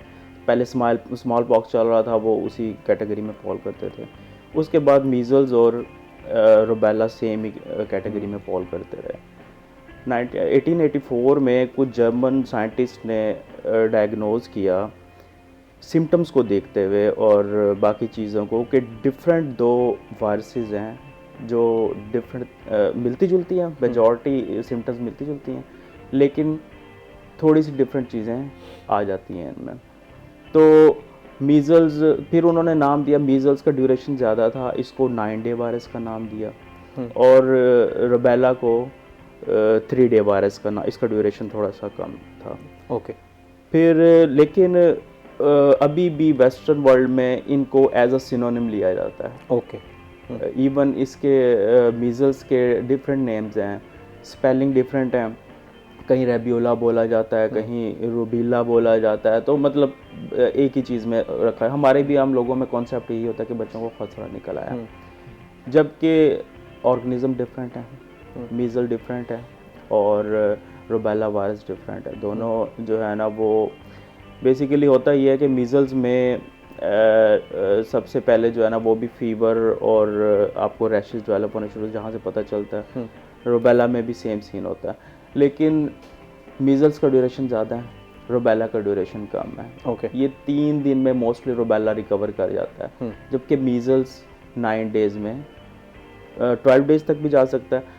एक कंडीशन है कि अगर इनमें कोई कॉम्प्लिकेशन डेवलप ना हो, ये मैं नॉर्मल साइकिल की बात कर रहा हूँ कि वायरस ने जो अपना साइकिल कंप्लीट करना है 3 डेज़ और 9 डेज़। मतलब अगर किसी ने वैक्सीन नहीं कराई हुई तो ये रिकवर किया जा सकता है अगर आप उस टाइम पे भी प्रिवेंशन कर लें तो?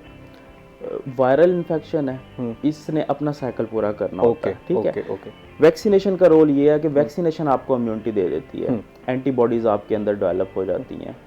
अगर वो एंटीबॉडीज़ हैं, आपकी बॉडी अच्छा फाइट कर रही है, तो आपको कॉम्प्लिकेशन के चांसेस, अगर हो भी गया, वैक्सीनेशन के बाद भी होने के चांसेस हैं। अगर हो भी गया तो कॉम्प्लिकेशन के चांसेस, वैसे तो होगा नहीं, 95% केसेस में वैक्सीनेशन के बाद होता नहीं है, लेकिन उससे सेवेरिटी को भी कम करने में चांस मिलेंगे। अगर मीज़ल्स उसके बाद हो गया, रूबेला उसके बाद हो गया, हम उसको टाइमली ट्रीट करके बच्चे की इम्यूनिटी उसको मेंटेन करके, और साथ में क्योंकि सुपर इन्फेक्शन के चांसेस होते हैं, एंटीबायोटिक साथ में ऐड करके, मल्टीपल जो ट्रीटमेंट प्रोसेस है, तो इसकी कॉम्प्लिकेशंस को कंट्रोल किया जा सकता है। डॉक्टर साहब मैं ज़रा समझना चाह रहा था, when I was studying about it, मैंने ये पढ़ा कि अगर खुदा न खास्ता आपको वैक्सीन अगर आपने नहीं लगाई हुई, आप उससे इम्यून नहीं है, तो अगर आपको ये डिजीज़ हो जाती है तो ब्रेन डेड और कुछ इस तरह की कॉम्प्लिकेशन होने का खतरा होता है। कॉम्प्लिकेशंस बहुत सवेरे हैं, हमारे लोगों ने तो इसको लिया हुआ कि जस्ट एक खसरा निकला है, दाने निकला है, इससे इनकेफ्लाइटिस से ब्रेन डिजीज़ है, जिसमें इवन आम अल्फाज में आपको बताऊँ ब्रेन में पस तक पड़ने के चांसेस होते हैं छोटे बच्चे को। इसमें बच्चे की आंखें ज़ाया हो, कंजक्टिवाइटिस डेवलप होने के चांसेस होते हैं, एयर डिजीज़ हैं। इवन आजकल अगर हॉस्पिटल्स के विज़िट करें, आजकल इसका आउटब्रेक चल रहा है, तो सवेयर किस्म के नमूनिया के पेशेंट्स, नमूनिया वैसे देखा जाए कि 3-4 दिन के एंटीबायोटिक के बाद हम पेशेंट्स को घर भेज रहे होते हैं, स्टेबल हो जाता है। 10-10, 12-12 दिन भी बच्चों को लगते हैं जो सवेयर किस्म का नमूनिया डेवलप है। उसकी रीज़न एक तो वायरस ने खुद भी नमूनिया कॉज करना है, दूसरा जब बंदे का इम्यून सिस्टम बच्चे का फाइट कर रहा है मीज़ल्स के साथ, तो बाकी बैक्टीरिया के इन्फेक्शन के चांसेस भी बढ़ जाते हैं।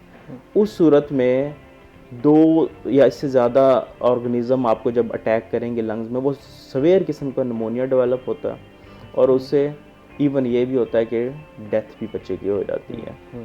तो कॉम्प्लिकेशन, ये तो मीज़ल्स की बता रहा था। अगर रूबेला की कॉम्प्लिकेशंस की तरफ जाएं, कहने को एक शॉर्ट टर्म 3 डेज़ का फीवर है और रैशेज़ हैं, उसके बाद रिलीव हो जाती हैं, लेकिन आपने अगर रूबेला की वैक्सीनेशन नहीं करवाई तो इवन प्रेग्नेंट फीमेल्स में रूबेला अटैक करता है। ओके और जब प्रेग्नेंट फीमेल्स में रूबेला अटैक करता है तो कॉन्जेंटल रूबेला सिंड्रोम डेवलप होने के चांस होते हैं। जो बच्चा साथ प्रेग्नेंट फीमेल का होगा, रूबेला उसको भी अटैक करेगा। पहले तो चांसेस हैं कि उस बच्चे के ग्रोथ ही नहीं होगी, वो मिसकैरेज की तरफ चला जाएगा। ये हम लोग आजकल देख रहे होते हैं कि पेरीफ्री के लोग मिसकैरेज हो रहे हैं, बिल्कुल 4-4 5-5 मिसकैरेज। इन चीज़ों को कोई रूल आउट नहीं कर रहा होता। उन लोगों को पता ही नहीं होता कि वैक्सीनेशन हमारे बच्चों की हुई या नहीं हुई। शादी हो गई, पता चल रहा है जी मिसकैरेज हो रहे हैं। एक बड़ी रीज़न है कंजेंटल रूबेला सिंड्रोम। दूसरा, उसके बाद अगर बच्चा सर्वाइव भी कर गया, with in 4 weeks of pregnancy अगर उसको रूबेला का अटैक हो गया, उसमें इवन आपके बॉडी पार्ट्स लाइक लिम्स कोई या कोई भी वो हो सकता है मिसप्लेस हो, जब बच्चा पैदा हो वो ही ना। इसके अलावा सवेयर किस्म के कार्डियक डिफेक्ट्स और बड़ी सवेयर कॉम्प्लिकेशंस हैं। और ये मकसद ये नहीं है कि लोगों को थोड़ा सा डराया जाए, मकसद ये भी है कि थोड़ी तंबीह की जाए कि how important is the vaccine for you. इससे डराना ज़रूरी है। उसकी रीज़न ये है कि लोगों ने एक सिंपल खसरा लिया हुआ है। लोग तो आते हैं, लोग इवन मैंने तो कुछ दिनों पहले वार्ड्स में देखा, लोगों में तो डिनायल होता है कि ये तो वैसे ही एलर्जी के रैशेज हैं, ये तो खसरा है ही नहीं। और जब वो आते हैं कुछ टाइम के बाद, वो जैसे गर्दन तोड़ बुखार टाइप का इनका फ्लैटस डेवलप हुआ और वो फिट्स के साथ आए, या उनको सवेयर किस्म का नमूनिया डेवलप हो गया। एयर डिजीज़ बहुत ज़्यादा होती हैं, ओटाइटिस मीडिया और इस तरह। अच्छा, इतनी सवेयर किस्म की इसकी कॉम्प्लिकेशंस हैं कि लोगों को इसका आइडिया ही नहीं है। लोगों में एक फिर क्यों लोग जो है वो इस तरफ नहीं जाते वैक्सीन के चंद से? हमारे पढ़े लिखे लोग जो हैं वो लगवा लेते हैं, हमारी जनरल पॉपुलेशन जो ज़्यादा तादाद में लोग हैं वो इस तरफ क्यों नहीं आते? क्या उनका जहन में खदशा क्या होता है? देखिए, जहाँ भी वैक्सीन का नाम आता है ना किसी का भी, लोगों के मिथ्स बड़े स्ट्रॉन्ग हैं। अभी पिछले दिनों जब कोविड की वैक्सीन चली तो हमें कितना कैंपेन फाइट करना पड़ा। बिल्कुल। वो कहते थे जी कि ये अंदर आपके कुछ चिप डाल रहे हैं, आपको मरने का इंजेक्शन लगा रहे हैं। तो ये मिथ्स को, और इनके बिलीव्स इतने स्ट्रांग होते हैं ना। मैं एक एग्जांपल दे देता हूँ। लोगों ने इस पर पढ़ना शुरू कर दिया था कि भाई अगर एंटीबॉडीज़ पहले से आपके बॉडी में इंजेक्ट कर दी जाती हैं तो वो काउंटर एक्ट करना शुरू कर देती हैं अगर आप पे हमला ना करे। तो इस तरह के मिथ्स लोग जब खुद चैट जीपीटी और आर्टिफिशियल इंटेलिजेंस से पढ़ना शुरू करते हैं तो जनरेट हो जाते हैं। उस हवाले से भी ज़रा बताइएगा कि जिसका काम है उसी को साझे। देखिए, वो नीम हकीम खतरा है जान, आजकल वो गूगल करते हैं, एक लफ्ज़ लिखते हैं, वो 6 तरह की बातें। अब उसको एक प्रोफेशनल बंदा है, वो तो उसको समझ रहा होगा कि यार ये वहाँ से बता रहा है कि ये पॉजिटिविटी है, ये नेगेटिविटी है। सबसे बड़ा इशू यही होता है जब लोग इस तरह के सोर्सेज से चीज़ें उठा के, वो ऑथेंटिक सोर्स होता नहीं है, और आके एक प्रोफेशनल को डील ऐसे करते हैं, सिखा रहे हैं कि यार ये तुम तो हमें वैक्सीन कह रहे हो, हम ये फलाना नीम के पत्तों से नहलाएंगे बच्चा ठीक हो जाएगा, हम फलां चीज़ कर देंगे ठीक हो जाएगा, इसकी माँ को इसके बाप को खसरा निकला नहीं, इसको कैसे निकला। मतलब इस तरह के उन इवन हमारे पास कई दफ़ा कोई जवाब नहीं होते क्योंकि उनके बिलीव्स इतने स्ट्रॉन्ग होते हैं। फिर अब इसका साइकिल है मीजल्स का कि 9 days to 12 days रैश रहेगा, वो टाइम लेगा अगर कॉम्प्लिकेशन डेवलप नहीं होती। अगर कॉम्प्लिकेशन डेवलप होती तो बहुत प्रोलॉन्ग कर सकता है। तो वो उस दौरान में वो कहते हैं जी कि हमारे बच्चे को मीजल्स निकला, ठीक नहीं हो रहा, 4 दिन हो गए, हम हॉस्पिटल में क्या कर रहे हैं, वो किसी पीर के पास चले जाएंगे बच्चे को लेके। तो इस तरह के जो उनके बिलीव्स बने हुए हैं, उनकी फैमिलीज़ में रन कर रहे हैं, उनसे फाइट करना एक बहुत बड़ा चैलेंज है।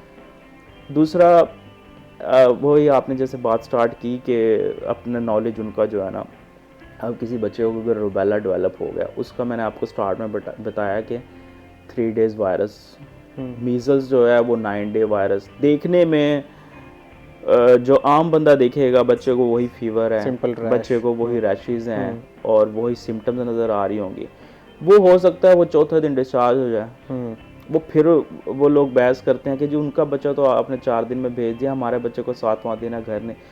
ये जो एक तो नॉलेज की कमी, फिर अपना जो हम सोच रहे हैं, हमारे थॉट्स बने हुए हैं, उस पर बिलीव पक्का कर लेना, किसी प्रोफेशनल की बात ना सुनना, और जो हमारे बैक पे बैठे हुए होते हैं, कोई पीर कह लें या जो भी इस तरह के उनको शुरू से रन कर रहे होते हैं, उनकी फैमिलीज़ को रन कर रहे होते हैं। तो मैं सिंपल फाज में कहता होता हूँ कि हमें बीमारियों से ज़्यादा जहालत से लड़ने में बड़ा मसला। बिल्कुल डॉक्टर, मैं इस पे ज़रा तफसीलन हमारे साथ बहुत दरान मौजूद हैं, उनसे ज़रा गुफ्तगू करेंगे कि वो इन सारे चैलेंज से किस तरह निपट रहे हैं। नाज़रीन, इस वक्त हुए एक ब्रेक का, हमारे साथ रहिएगा।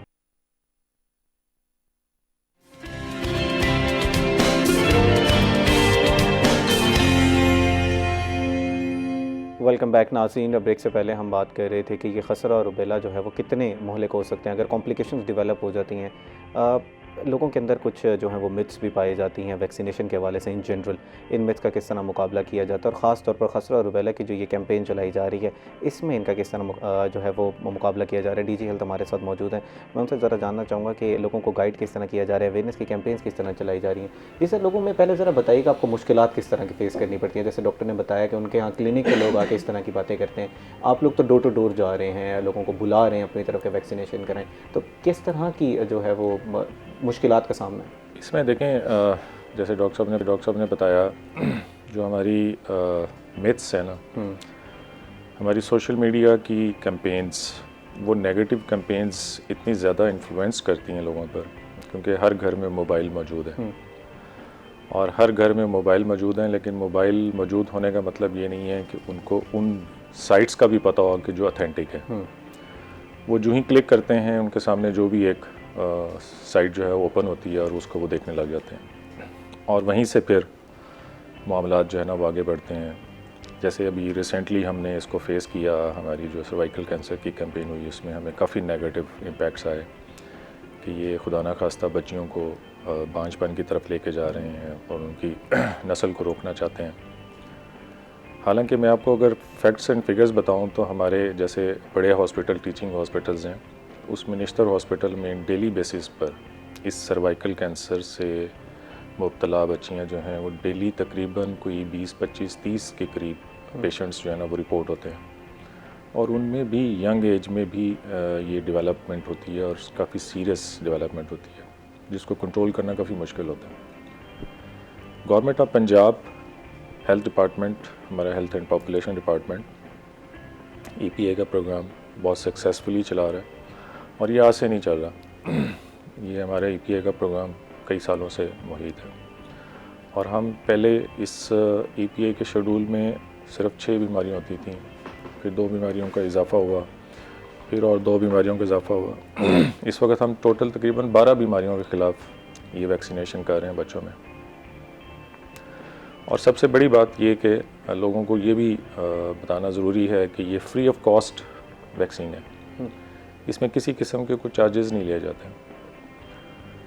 और ये जब कैंपेन्स लॉन्च की जाती हैं तो उसका मकसद सिर्फ ये होता है कि हमारे कहीं पे भी कुछ इलाकों में ऐसे रिपोर्ट्स हुए हैं कि केसेस ज़्यादा आने शुरू हो गए, तो कैंपेन्स का लॉन्च किया जाता है ताकि हम आने वाली कम्युनिटी को इम्यूनिटी पैदा कर सकें, उसके अंदर क़ुव्वत मुदाफ़अत पैदा कर सकें। डॉक्टर, मैं चाहूँगा कि आप मवाजना ज़रा कर दें कि अगर प्राइवेट सेक्टर में एक शख्स जो है वो आप पे एतमाद नहीं करता गवर्नमेंट सेक्टर पे, वो कहता है मैं प्राइवेटली लगवाना चाहता हूँ ये वैक्सीन, उसकी कीमत उसको कितनी कॉस्ट पड़ती है और ताकि मवाजना हो सके ना कि हुकूमत आपकी किस तरह हेल्प कर रही है। देखें, मैं इसी की हमारी जो HPV की कैंपेन आई थी जी, इसकी जब वैक्सीनेशन हमने फ्री ऑफ कॉस्ट दी थी तो इसकी अगर प्राइवेट सेक्टर पे जाएं तो वो 30,000 to 40,000 रुपीज़ कॉस्ट करती है।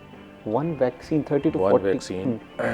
अब आप इससे अंदाज़ा करें कि एक वैक्सीनेशन जो HPV की हमने अभी लॉन्च की तो 30,000 to 40,000 की कॉस्ट थी अगर वो प्राइवेट सेक्टर पे जाया जाए। लेकिन लोगों ने उसको इतना ज़्यादा नेगेटिव इम्पैक्ट किया कि हमें उसमें काफ़ी मज़ाहमत करनी पड़ी। लेकिन हमारा हेल्थ डिपार्टमेंट जो है वो मुख्तलिफ जो है अपनी फील्ड कंपोजिशन पे होता है, उसमें हम जब भी कोई कैंपेन लॉन्च होती है तो उससे पहले एक प्रिपरेशन होती है, उसमें हमारे टीम्स कॉन्स्टिट्यूट की जाती हैं।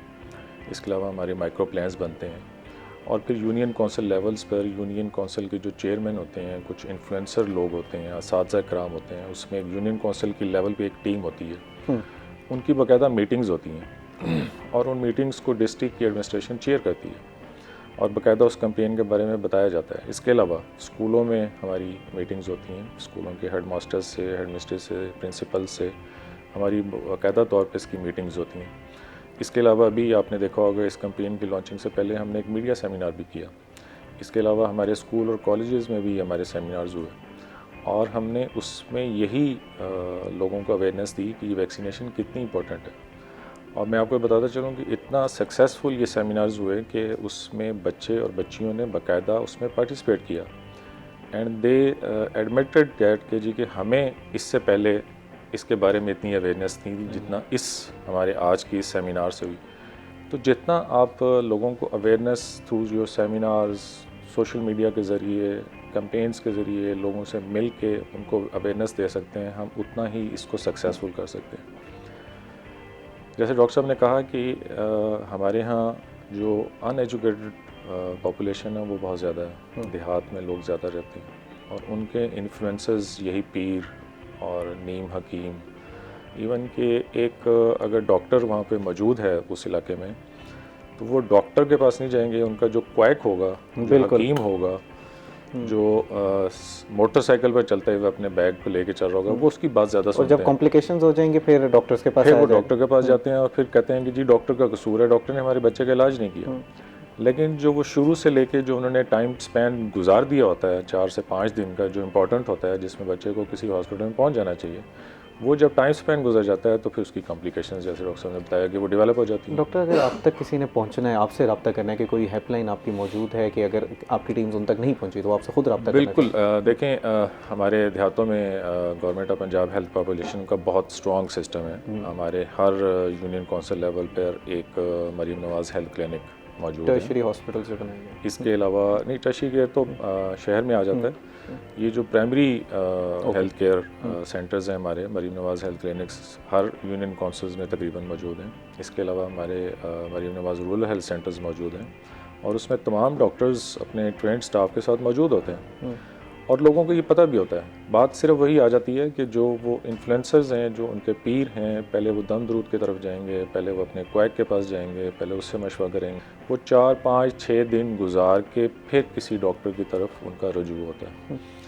और इसमें हमारी बड़ी बदकिस्मती है कि हम उन लोगों को जितना भी बताना चाहें वो उस मिथ से निकल नहीं पाते।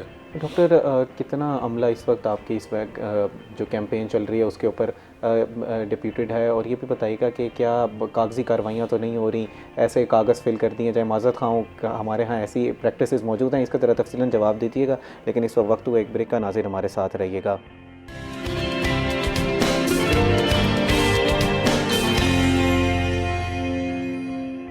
वेलकम बैक नाज़रीन। ब्रेक से पहले हम बात कर रहे थे कि हुकूमत पंजाब जो है वो किस तरह खसरा और रुबेला की वैक्सीनेशन का जो प्रोग्राम है उसको लेकर चल रही है। इस वक्त कितने लोग जो हैं वो डिप्यूटेड हैं जो इस काम के लिए, इनकी टीम्स में कितने लोग मौजूद हैं, वो जानने की कोशिश कर रहे थे। और ये भी जानने की कोशिश कर रहे थे कि क्या कोई कागजी कार्रवाइयाँ तो नहीं हो रही हैं? ऐसा तो नहीं होता कि टीम्स जाती नहीं है, वैक्सीनेशन होती नहीं है और कागज़ जो हैं वो फिल कर दिए जाते हैं? जनाब ज़रा इन सारे अवामिल के बारे में तफसील बताइएगा। माज़रत खां जी, ऐसी प्रैक्टिसेस हमारे यहाँ होती रही हैं?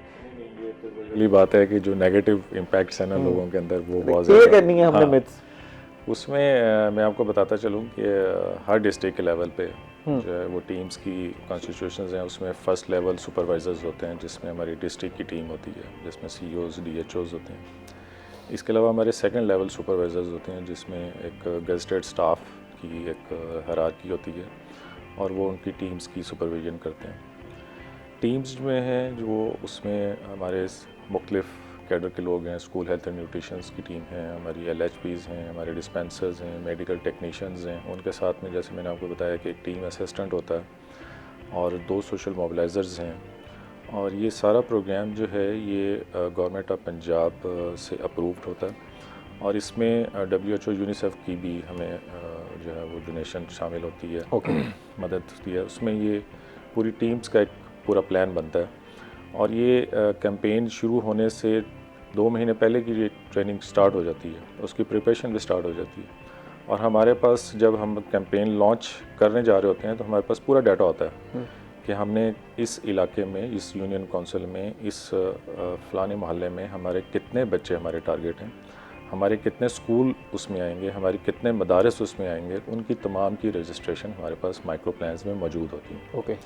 जिसको हम बाकायदा तौर पर सुपरवाइज़ भी कर रहे होते हैं। जैसे कि मैं अभी आज इस प्रोग्राम के बाद मैंने फील्ड में निकलना है और मुख्तलिफ टीमों को मैं मॉनिटर करूँगा। डॉक्टर, मैं आपसे ये जानना चाहूँगा कि अब इतने प्रोएक्टिवली काम किया जा रहा है, वैक्सीनेशन कराई जा रही है, फिर भी हमारे यहाँ वो नंबर क्यों एकदम प्लोरिफरेट करता है? कुछ सीजन्स आते हैं उसमें, मैं डॉक्टर साहब का भी इस पर कमेंट चाहूँगा, आप भी ज़रा तफसील में बता दीजिएगा, क्या कोई कहीं पर कोई ना कोई लैप्सेस मौजूद हैं अभी भी? देखें, मैं वही बता रहा हूँ कि आपको कि लैप्सेस मौजूद होते हैं, ज़रूर होते हैं, लेकिन हमारी कोशिश यही होती है कि हम उस पॉपुलेशन तक ज़रूर पहुँचें जहाँ पर हमारे ये टारगेट हैं और हम पहुँच भी पाते हैं। बात सिर्फ वही होती है कि आगे जो मिथ्स हैं वो उसने आज किसी भी पेरेंट ने घर में वालिद मौजूद है तो वालदा मौजूद नहीं है, वालदा मौजूद है तो वालिद मौजूद नहीं है। तो वो एक आध दिन का लेम एक्सक्यूज़ कि जी कि हमारा बच्चा कल आ जाएगा, या हमारा बच्चा सोया हुआ है, या हमारा बच्चा उधर गया हुआ है, नानके के घर गया, दादके के घर गया हुआ है। तो इस तरह की चीज़ों में थोड़ी सी ज़रा एक हेजलमेंट आ जाती है, जिसकी वजह से उसकी वैक्सीनेशन का थोड़ा सा प्रॉब्लम होता है। लेकिन हम अपने इलाके पर पहुंचते हैं और वैक्सीनेटर के पास अपनी पूरी टीम होती है और वो वैक्सीनेशन, और इवन ये भी मैं कहूँगा कि लोगों को ये पता भी होता है कि आज हमारे यहाँ वैक्सीनेशन होनी है। मुल्तान या जनूबी पंजाब के कौन से इलाके जो हैं वो इस वक्त हॉटस्पॉट्स हैं जहाँ पर आप बिल्कुल कवर कर रहे हैं?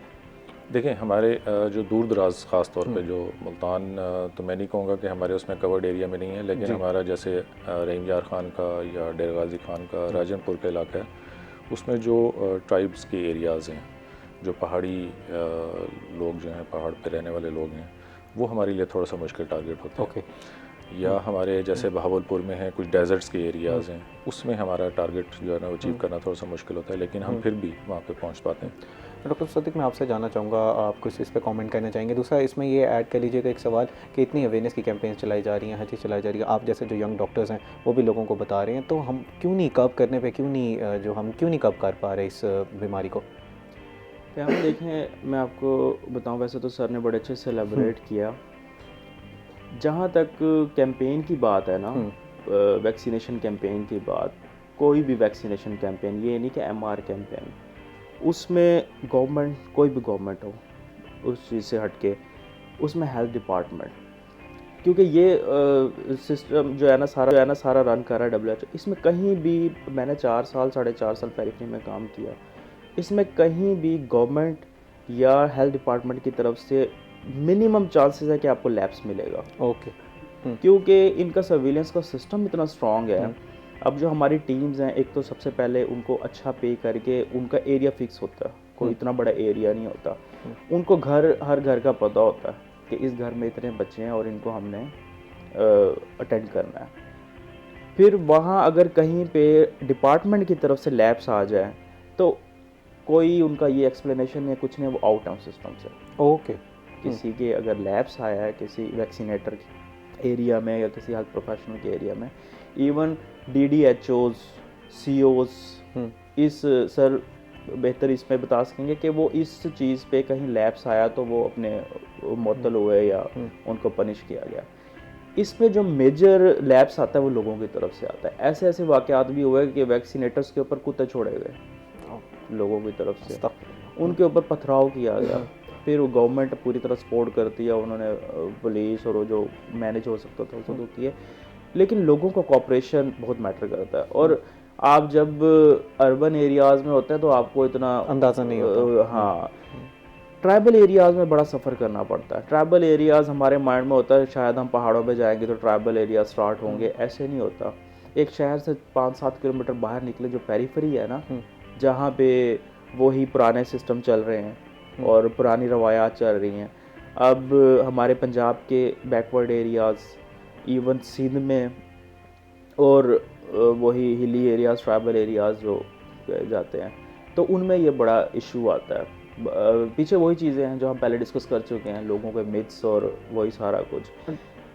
जब अगर देखिए, एक होती है हर्ड इम्यूनिटी, अगर 95% लोगों को वैक्सीनेट कर दिया जाए, क्योंकि ये जो दोनों डिजीज़ है ना, ये एक दूसरे से जी वो फैलती है। अगर 95% लोगों को आप वैक्सीनेट कर दें, ऑटोमेटिकली कम्युनिटी में इम्यूनिटी का वो लेवल अचीव हो जाता है कि डिजीज़ स्प्रेड करने के चांसेस ज़ीरो हो जाते हैं। ठीक।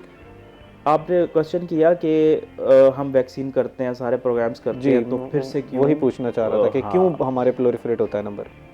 ऑस्ट्रेलिया ने, UK और अमेरिका ने, एक टाइम ऐसा आया था 2014-2018 में कि इन्होंने, WHO ने इनको डिक्लेयर कर दिया था कि measles rubella free areas. Okay, ठीक है, उन्होंने वैक्सीनेशन लेवल अचीव कर लिया था, लेकिन उसके बाद फिर वहाँ केसेस आ गए। उसकी रीज़न क्या थी कि उन्होंने अपनी कम्युनिटी को वैक्सीनेट कर दिया था।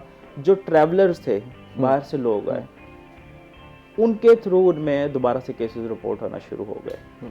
तो ये अब जब मीजल्स और रूबेला की वैक्सीनेशन का टाइम है कि 9 मंथ पे, कुछ कंट्रीज़ में 12 मंथ पे भी लगाते हैं, उसके बाद जो 15 मंथ पे कहते हैं वो बूस्टर डोज है। कि आप उसकी इम्यूनिटी को बूस्ट करें। उसके बाद फिर कहते हैं 4 से 5 साल पे एक और बूस्टर लगाना है आपने, ताकि इम्यूनिटी का लेवल मेंटेन रहे। अब बूस्टर हम लोगों में, हाँ, मैं यही पूछना चाह रहा था कि ये आपने मेरे ना आगे प्रीएम्प्ट कर लिया सवाल का। मैं यही पूछना चाह रहा था कि कितनी डोजेज हैं, कितने उसमें लगाए जाते हैं, और क्या इसमें एक और ऐड कर लें कि कुछ साइड इफेक्ट्स बहरहाल होते हैं हर जो भी चीज़ लगाई जाएगी, बेशक आप मेडिसिन इस्तेमाल करें, तो कोई माइनर साइड इफेक्ट इसके हो सकते हैं वैक्सीनेशन के बाद? मैं बता, वो आपके क्वेश्चन से असल में लिंक कर गया, मैं डोजेस की तरफ चला गया। अगर कहने का मेरा मकसद ये था कि लैब्स, सर इसको ज़रा एक्सप्लेन कीजिएगा, लेकिन नाज़रीन इस वक्त हुआ एक ब्रेक का, बहुत इंपॉर्टेंट टॉपिक में बात करें, हमारे साथ रहिएगा।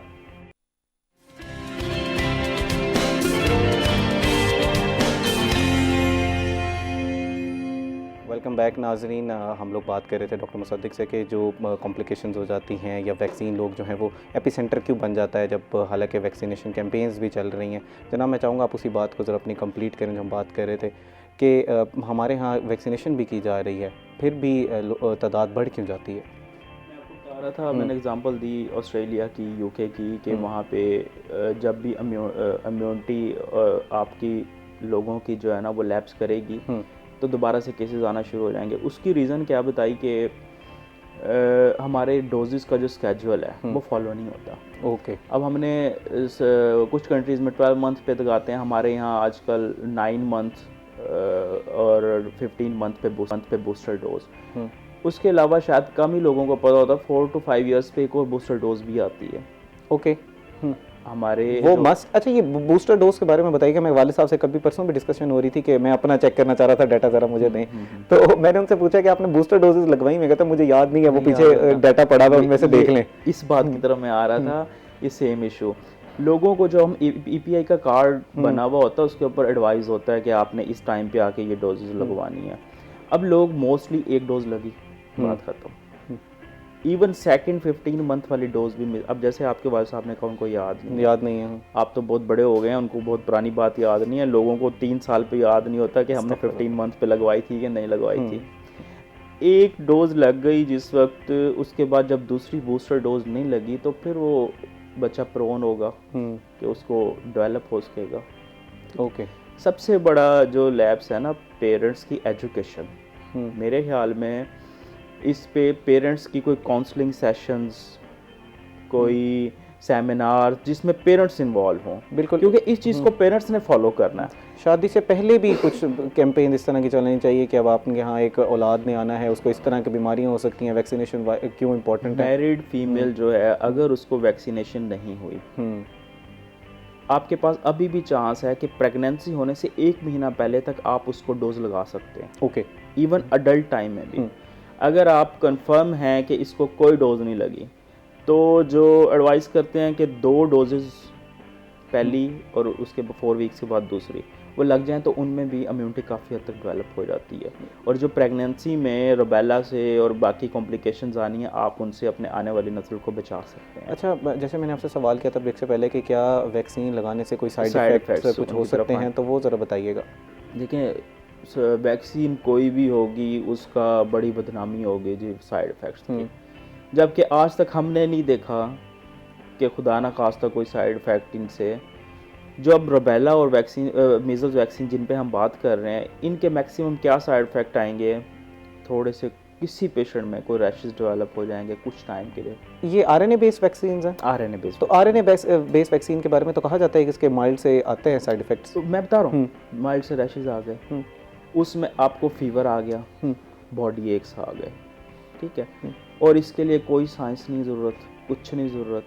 आपने फीवर हाई ग्रेड हो रहा है तो स्पंजिंग कर दें, पैरासीटामोल दे दें, 2 से 3 दिन में फीवर खुद ही रिजॉल्व हो जाता है। ओके। इसके अलावा कोई कॉम्प्लिकेशंस जिनसे डरने वाली बात हो, हाँ कोई अगर वैक्सीन है उसकी कोई कोल्ड चेन मेंटेन नहीं हुई, जो बहुत कम चांसेस हैं, हमारे अच्छे सेटअप EPI के काम कर रहे हैं, या कोई बच्चा इम्यूनो कॉम्प्रोमाइज्ड है, ओके, मेल नरिश्ड है, उसको ऑलरेडी कोई डिजीज़ चल रही है, ऑटोइम्यून डिजीजेस हो सकती हैं। हाँ बिल्कुल, इम्यूनो कॉम्प्रोमाइज होते हैं। आपके पेरीफ्री में जाके देखें, बच्चे गाय के दूध पे पल रहे हैं, ना माँ का दूध पी रहे हैं, ना उनको कुछ सॉलिड चीज़ें दे रहे हैं, तो वो बड़े कमज़ोर, और वो बच्चे फिर ऐसे बच्चों में ऐसे बच्चों में तो एक पैरासीटामोल भी आप देंगे ना, उसके भी चांसेस होंगे कि कहीं अफेक्ट ना कर जाए, ठीक है। तो वो अनयूजुअल चीज़ें होती हैं, लेस लाइकली होती हैं। अच्छा डॉक्टर, मुझे ये बताइएगा कि कुछ लोग नहीं जाना चाहते गवर्नमेंट सेक्टर की तरफ, वो कहते हैं कि जी हम प्राइवेट सेक्टर से वैक्सीनेशन करा लेंगे। एक तो ये बताइएगा कि क्या वाकई ये हमारे यहाँ इतने लैप्सेस हैं गवर्नमेंट सेक्टर में, थोड़ा सा एतमाद अब करना चाहिए, डॉक्टर्स के पास आना चाहिए, उनकी राय लेनी चाहिए। वही डॉक्टर जब शाम को प्रैक्टिस कर रहे होंगे प्राइवेट सेक्टर में तो उनके पास बड़ा जाया जाएगा, भाई इनका तो एक्सपीरियंस ही बहुत ज़्यादा है, लेकिन गवर्नमेंट अस्पताल में जाना पसंद नहीं करते। ये ज़रा बताइएगा इसका मवाजना क्यों है। मैं अपना नाज़रीन के लिए एक्सपीरियंस शेयर कर देता हूँ। मैं ख़ुद भी प्राइवेट सेक्टर में जाता था, वहीं से इलाज। एक दफ़ा ऐसा हुआ कि मुझे एक एमरजेंसी में जाना पड़ा निश्तर हॉस्पिटल मुल्तान। 8 से 10 डॉक्टर आपकी वो कॉम्प्लिकेशन के लिए खड़े होते हैं, जबकि प्राइवेट सेक्टर में एक ही होंगे, वो भी ऑन कॉल होंगे, उनको बुलाया जाएगा। तो ज़रा ये एक्सप्लेन कीजिएगा। देखिए आपने बड़ा अच्छा, आपके क्वेश्चंस बड़े स्ट्रॉन्ग हैं बड़े अच्छे वैलिड क्वेश्चन जो लोगों तक पहुंचने चाहिए। देखें गवर्नमेंट सेटअप में जैसे वैक्सीनेशन प्रोग्राम की मैंने बात की कि चाहे पेरीफ्री भी है यहाँ टर्शरी केयर के अलावा, चाहे पेरीफ्री भी है, वैक्सीनेशन सिस्टम बड़ा स्ट्रॉन्ग है, बड़ा मेंटेन्ड है, चीज़ों को मेंटेन किया जाता है। और उसी वजह से देखें कि कम्युनिटी काफ़ी हद तक चीज़ों से बची हुई भी है, डिजीज़ से बची हुई भी है। अगर इतना ही लैप्स होता तो हमारे तो यहाँ पता नहीं हर कोई पोलियो हुआ होता, हर कोई मीजल्स हुआ होता। वैक्सीनेशन बनने से पहले 2.6 million deaths per year over the world होती रही हैं। ओके, जैसा मैं आपसे ये जानना चाहूँगा, जैसे बता रहे हैं, एक मैंने इनसे सवाल किया कि ये एतमाद की कमी क्यों है गवर्नमेंट सेक्टर में व प्राइवेट सेक्टर में। हालांकि आप जैसे बता रहे हैं कोल्ड चेन भी मेंटेन की जाती है, अमले को भी तनख्वाहें दी जाती हैं, उस चीज़ का ख्याल भी रखा जाता है, तो एतमाद की कमी क्यों है अभी भी? पहले भी जिक्र किया था कि जब आपको कोई चीज़ मुफ्त में मिल रही होती है तो उसकी कीमत नहीं होती। वही चीज़ अगर आपको पैसों से ख़रीदनी पड़े तो उसकी फिर वैल्यू बढ़ जाती है। हमारे यहाँ ये बड़ी एक बदकिस्मती है, और हमारे यहाँ लोगों में, पढ़े लिखे लोगों में भी ये रुझान है कि वो गवर्नमेंट सेक्टर को अप्रोच नहीं करते, वो प्राइवेट सेक्टर के पास जाना ज़्यादा पसंद करते हैं। हालांकि जो गवर्नमेंट के हॉस्पिटल्स में फैसिलिटीज़ मौजूद हैं वो प्राइवेट हॉस्पिटल्स में कई में मौजूद नहीं हैं। अभी आप इस वैक्सीनेशन को ही ले लें तो हमारे ये गवर्नमेंट सेक्टर में ये सिर्फ सेटअप मौजूद है। हमने कोशिश ये की कि उन पॉपुलेशन को, उस कम्युनिटी को भी टच किया जाए जो प्राइवेट सेक्टर पे जाते हैं, और हमारे कई ऐसे प्राइवेट हॉस्पिटल्स हैं जहाँ पर हमने ये EPA का सेंटर बाकायदा तौर पर डेवलप भी किया। मैं जब CEO था तो मैंने यहाँ मुल्तान में इसमें मुख्तार शेख में जो है एक सेंटर हमने EPA का फिक्स जो है ना वो डेवलप किया। इसके अलावा हमारे बुच इंटरनेशनल हॉस्पिटल में मैंने जो है वहाँ पर EPA का सेंटर, ताकि वो सेक्टर, वो कम्युनिटी जो वहाँ उस प्राइवेट हॉस्पिटल में जा रही है तो वो वहाँ पर इस फैसिलिटी को ओन कर सकें। तो बात वही है कि हमारा जो सोशल मीडिया है और जो हमारी लोगों की अवेयरनेस है वो गवर्नमेंट सेक्टर में सिर्फ़ और सिर्फ इस मिथ्स की वजह से और नेगेटिव इम्पैक्ट की वजह से जो है अप्रोच नहीं कर पाती। अदरवाइज़ जो फैसिलिटीज़ हम गवर्नमेंट सेक्टर में देते हैं वो प्राइवेट सेक्टर में मौजूद नहीं। डॉक्टर, हमारे साथ पिछले हिस्से में एक हमारे रिपोर्टर मौजूद थे, उन्होंने बताया कि निस्तर हॉस्पिटल में कुछ लोगों को भी तनख्वाहों का मसला आ रहा है। आपके EPI में तो कोई इस तरह का मसला नहीं आता, लोग फिर काम करना छोड़ जाएं? नहीं, एक तो हमारा ये, मैं आपको बताता चलूँ, 2 हमारे अलग डिपार्टमेंट्स हैं। एक स्पेशलाइज्ड है, निस्तर जो है वो हमारा स्पेशलाइज्ड डिपार्टमेंट में आता है, और जो हमारा जो आप EPI का जिक्र कर रहे हैं ये हमारा प्राइमरी सेकेंडरी, ये हेल्थ एंड पॉपुलेशन डिपार्टमेंट है। तो अल्हम्दुलिल्लाह इसमें एज सच किसी भी कैडर में कोई इस तरह का कोई प्रॉब्लम नहीं है। ओके।